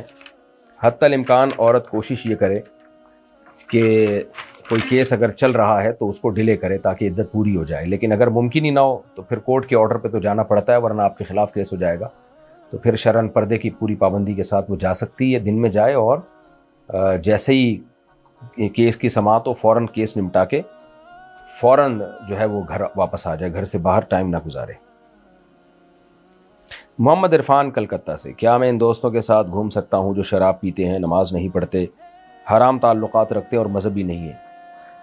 کوئی ضرورت ہو، مجبوری ہو تو ایک الگ بات ہے، نارملی ایسے لوگوں سے دوستی نہ رکھی جائے، کیونکہ نبی صلی اللہ علیہ وسلم نے فرمایا کہ انسان اپنے دوست کے مذہب پر ہوتا ہے، تو ہر شخص کو چاہیے کہ وہ یہ دیکھے کہ اس کی دوستی کس سے، حدیث میں ہے یہ، اور آپ صلی اللہ علیہ وسلم نے اچھی صحبت اور بری صحبت کی مثال بھی دی ہے کہ اچھی صحبت کی مثال عطر فروش کی ہے کہ اس کے پاس سے خوشبو آتی ہے، اور بری صحبت کی مثال بھٹی والے کی سی ہے، چنگاری لگ کے آپ کے کپڑے بھی جل سکتے ہیں۔ تو کسی کے ساتھ رہنا، صحبت میں رہنا کسی کی، یہ بہت اہم مسئلہ ہے، اسلام میں اس کی بڑی ویلیو ہے۔ اس لیے آپ کے لیے اگر وہ دوست شراب بھی پیتے ہیں، نماز نہیں پڑھتے اور حرام تعلقات رکھتے ہیں تو آپ ان سے ریلیشن ختم کر دیں، ورنہ اس بات کا پورا پورا خطرہ ہے آپ بھی ان جیسے نہ ہو جائیں، اور اس بات کا بھی خطرہ ہے کہ آپ ان جیسے نہ بھی ہوں تو لیکن آپ کے دل میں ان گناہوں کی نفرت ختم ہو جائے۔ ہم نے بہت سے لوگ دیکھے ہیں جو گناہوں کی نفرت پھر ان کے دل میں ختم ہو گئی۔ ہاں، تبلیغ کی نیت سے کسی کے ساتھ وقتی تعلق رکھنا تاکہ اس کو دین کی دعوت دیں، وہ ایک الگ بات ہے۔ طیبہ راؤ کراچی سے، قضائے عمری ادا کرتے وقت ہر نماز کی کتنی رکعت پڑھنی ہوتی ہے؟ بس فرائض پڑھیں اور وتر واجب پڑھیں، باقی سنت موقدہ بھی چھوڑ دیں قضائے عمری پڑھتے ہوئے۔ طیبہ راؤ کراچی سے، دو سجدوں کے درمیان جب بیٹھتے ہیں تو کیا دعا پڑھنی ضروری ہوتی ہے؟ اور اگر ضروری نہیں ہے تو کون سی دعا پڑھنی چاہیے؟ دیکھیں، دو سجدوں کے درمیان دعا پڑھنا واجب نہیں ہے، لازم نہیں ہے، کوئی نہ پڑھے تو بھی کوئی حرج نہیں ہے، البتہ افضل ہے، حدیث میں ترغیب ہے، یعنی ترغیب اس سینس میں کہ نبی صلی اللہ علیہ وسلم یہ دعا پڑھا کرتے تھے دو سجدوں کے درمیان، تو پڑھ لینی چاہیے۔ اللہم اغفر لی ورحمنی واہدنی وارزقنی واجبرنی وارفعنی، تو یہ دعا اگر یاد ہوتی ہے تو پڑھ لیں، یہ نہیں پوری ہوتی تو صرف اللہم اغفر لی ورحمنی پڑھ لیں۔ اسلم اکبانی صاحب افریقہ سے، میرے بینک بچت اکاؤنٹ میں سود کی رقم آتی ہے، اسے کون سے اخراجات میں خرچ کیا جا سکتا ہے؟ بھائی حتی الامکان سودی بینک میں اکاؤنٹ نہ کھولیں، بہرحال اب سود کی رقم آ رہی ہے تو اسے وہاں سے نکالیں اور ثواب کی نیت کے بغیر جان چھڑانے کے لیے کسی بھی خیر کے کام میں خرچ کر دیں، مسجد کی تعمیر میں خرچ نہیں کر سکتے، یہ ذہن میں رکھیں۔ یعنی کسی غریب کو آپ صدقہ میں دے سکتے ہیں، جو واقعی غریب ہو اس کو صدقے کے طور پہ دی جا سکتی ہے۔ مسجد کے بیت الخلاء بھی بنائے جا سکتے ہیں اس سے، لیکن مسجد میں تعمیر میں نہیں حصہ ہو سکتا۔ اگر شوہر اور بیوی کے درمیان طلاق کا کوئی گواہ نہ ہو تو بھی طلاق ہو جاتی ہے، جبکہ بیوی حلف اٹھانے کے لیے تیار ہے کہ شوہر نے طلاق دی ہے۔ طلاق کے لیے گواہ ضروری نہیں ہے، اگر شوہر نے طلاق دے دی تو ہو جائے گی چاہے کوئی گواہ نہ ہو۔ اب بعض دفعہ ایسا ہوتا ہے شوہر طلاق دے کے مکر جاتا ہے، بیوی کو پتہ ہوتا ہے، تو اگر بیوی کو 100% 100% یقین ہے کہ میرے شوہر نے مجھے طلاق دی ہے، تو اگر ایک یا دو طلاق دی ہے تو اس سے تو نکاح ختم نہیں ہوتا، 3 طلاقیں دی ہیں تو پھر عورت کے لیے یہی لازم ہے کہ وہ اس سے علیحدگی اختیار کر لے۔ عدالتی خلا میں بہت سارے غیر شرعی خلا ہی ہے، لیکن اس صورت میں عورت کورٹ سے خلا بھی لے سکتی ہے۔ خلا لینے کا مطلب یہ ہوگا کہ طلاق تو شوہر دے چکا ہے، مکر گیا ہے نا، تو شوہر سے جان چھڑانے کے لیے قانونی سہارا مل جائے گا اس کو۔ باقی شوہر پر واجب ہے کہ اگر اس نے اگر دی ہے تو وہ اقرار کرے، کیونکہ ورنہ بہت بڑا گنہگار ہوگا۔ ہاں، اگر عورت کو پتہ ہے میں جھوٹ بول رہی ہوں تو پھر وہ شوہر سے علیحدگی نہیں اختیار کر سکتی، بلکہ عند اللہ وہ مجرم ہوگی اگر علیحدگی اختیار کرتی ہے۔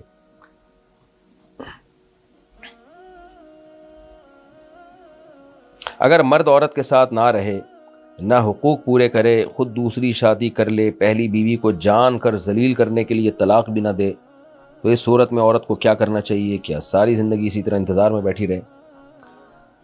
دیکھیں، کسی نے دوسری شادی کی ہو یا نہ کی ہو، جو بیوی اس کے نکاح میں ہے اس کے واجب حقوق پورے کرنا بہرحال لازم ہے، اور 2 شادیوں کے نتیجے میں تو حقوق اور زیادہ بڑھ جاتے ہیں، کیونکہ آپ کی اگر ایک بیوی ہے تو آپ اگر 2-4 راتیں اس کے ساتھ نہیں بھی گزارتے کسی مجبوری کی وجہ سے تو گناہ نہیں ہوگا، لیکن اگر 2 بیویاں ہیں آپ کی تو پھر جتنی راتیں دوسری بیوی کے ساتھ گزاری ہیں آپ کو پہلی کے ساتھ بھی اتنی راتیں گزارنی پڑیں گی، جتنا خرچہ اس کو دیا پہلی کو بھی اتنا خرچہ دینا پڑے گا۔ اور اس بارے میں شدید وعید ہے کہ جس کی 2 بیویاں تھیں عدل نہیں کیا، نبی صلی اللہ علیہ وسلم نے فرمایا جاء یوم القیامت وشقہ مائل، آدھا دھڑ اس کا فالس زدہ ہوگا قیامت کے دن۔ باقی یہ کہ آپ اس سے طلاق مانگ سکتی ہیں، اگر آپ سمجھتی ہیں کہ آپ کے حقوق پامال ہو رہے ہیں تو طلاق مانگنے میں کوئی حرج نہیں ہے۔ عورت جب طلاق مانگتی ہے تو اس کو خلا کہا جاتا ہے، یعنی مہر معاف کر کے جب طلاق مانگے تو اس کو خلا کہا جاتا ہے، تو آپ خلا کا مطالبہ کر سکتی ہیں۔ البتہ اگر وہ خلا نہ دے آپ کو تو کیا کورٹ سے آپ خلا لے سکتی ہیں یا نہیں لے سکتی؟ یعنی خلا کا مطلب کورٹ سے نکاح ختم کرا سکتی ہیں کہ نہیں کرا سکتی؟ تو اس کا مدار اس پر ہے کہ وہ کون سے حقوق ہے جو ادا نہیں کر رہا، تو اس کی جب تک تفصیل پتہ نہیں چلے گی تو میرے لیے جواب دینا ممکن نہیں ہوگا کہ کیا اس نوعیت کا ظلم ہے کہ اس میں آپ کے لیے تنسیخ نکاح کی اجازت ہو۔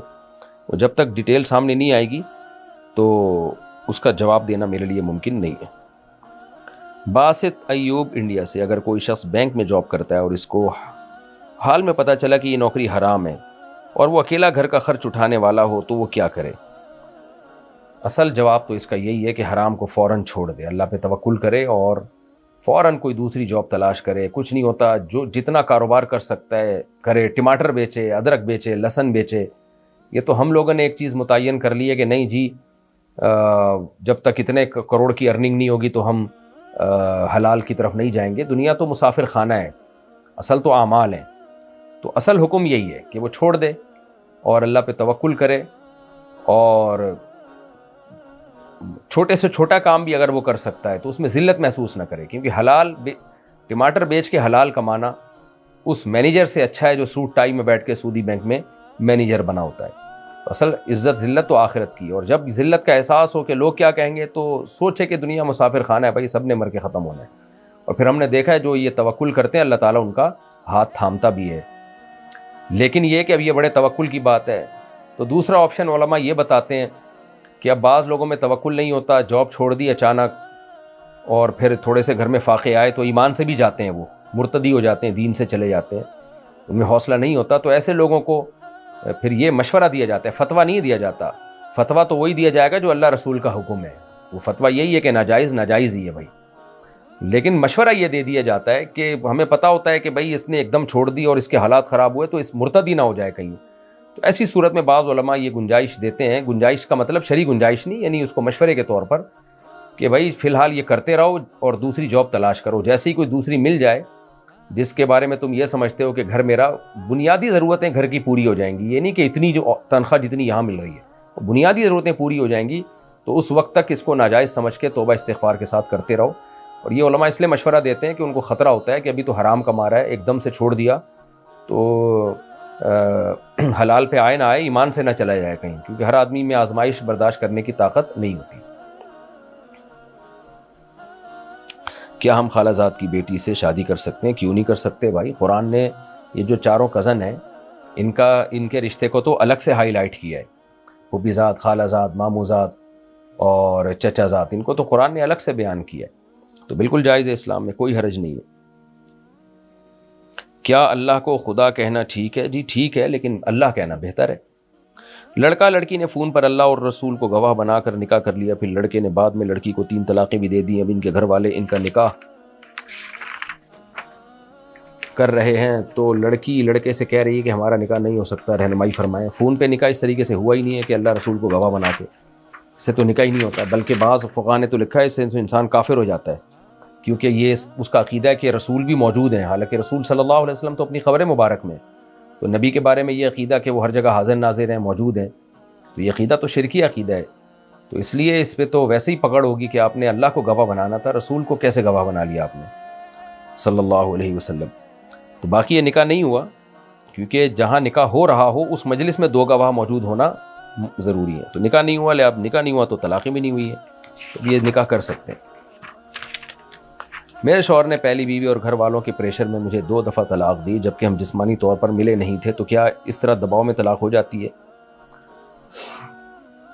دیکھیں، جسمانی طور پر ملے نہیں تھے، لیکن اگر کہیں تنہائی میں جمع ہو گئے تھے کہ ملنا چاہتے تو مل سکتے، تو ایسی تنہائی میں جمع ہونے کو رخصتی کہتے ہیں، اور رخصتی کے بعد جب 2 یا 3 طلاقیں دی جائیں تو وہ تینوں یا دونوں طلاقیں ہو جاتی ہیں۔ تو اگر آپ اپنے شوہر کے ساتھ کہیں تنہائی میں جمع ہوئی تھیں جہاں شوہر میاں بیوی کا فزیکل ریلیشن ممکن تھا، تو ایسی تنہائی میں اگر آپ جمع ہو گئے تو پھر 2 طلاقیں واقع ہو گئی ہیں۔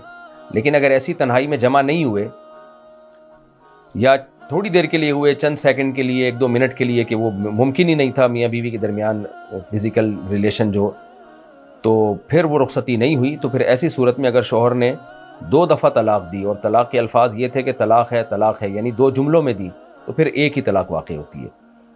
لیکن اگر یوں طلاق دی کہ تمہیں 2 طلاقیں ہیں، تو پھر بہرحال 2 طلاقیں ہو گئی ہیں۔ تو یہ پوری تفصیل آپ بتائیں گی کسی مفتی کو تو وہ جواب دے سکے گا۔ میں اپنے ماموں کے بیٹے کے ساتھ بھینسیں چراتا ہوں، ماشاءاللہ ماشاءاللہ، دن کو ان کے ساتھ ہوتا ہوں، ان کو کہتا ہوں نماز پڑھو، لیکن وہ نہیں پڑھتے، تو کیا میرا ان کے ساتھ گھومنا جائز ہے؟ جب کہ میں نماز پابندی کے ساتھ پڑھتا ہوں. ابے سوری یار، چراتا نہیں ہوں، چراتا ہوں. استغفر اللہ استغفر اللہ، یہ میری غلطی ہے بھائی. میں بھی حیران ہو رہا تھا ماموں کے ساتھ کون بھینسیں چراتا ہے. بھینسیں چراتا ہوں، دن کو ان کے ساتھ ہوتا ہوں، ان سے کہتا ہوں نماز، وہ نہیں پڑھتے تو چھوڑ دیں اپنے حال پہ. ماموں کو وہ کون سمجھا سکتا ہے بھائی، بڑوں کو کوئی نہیں سمجھا سکتا. بس ایک دو دفعہ آپ نے بول دیا تو ٹھیک ہے، آپ اپنی پابندی سے نماز پڑھا کریں، اذان دیکھیں. جہانگیر صاحب کراچی سے، میں اور میرے والد نے پیسے ملا کر پلاٹ خریدا اور گھر بنا لیا. گھر والد کے نام پر تھا.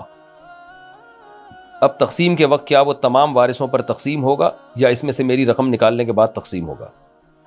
دونوں نے اپنے اپنے پیسے ملائے ہیں اور آپ نے بھی ایک معتد بھی رقم ملائی ہے. ایسے نہیں کہ 10-50 روپے یا 2-4 ہزار یا 8-10 ہزار روپے پکڑا دیے. یہ چھوٹی سی رقم تو والد صاحب کے ساتھ تعاون کے طور پر ہوتی ہے. لیکن ایسا ہے کہ والد صاحب نے بھی لاکھوں روپے لگائے، آپ نے بھی لاکھوں روپے لگائے، اور کوئی قرض کا معاہدہ بھی نہیں ہوا تھا کہ یہ قرض ہے، تو پھر یہ شرکت ہی سمجھا جائے گا اور دیکھا جائے گا گھر کی قیمت کیا ہے. تو آپ کی اور والد صاحب کی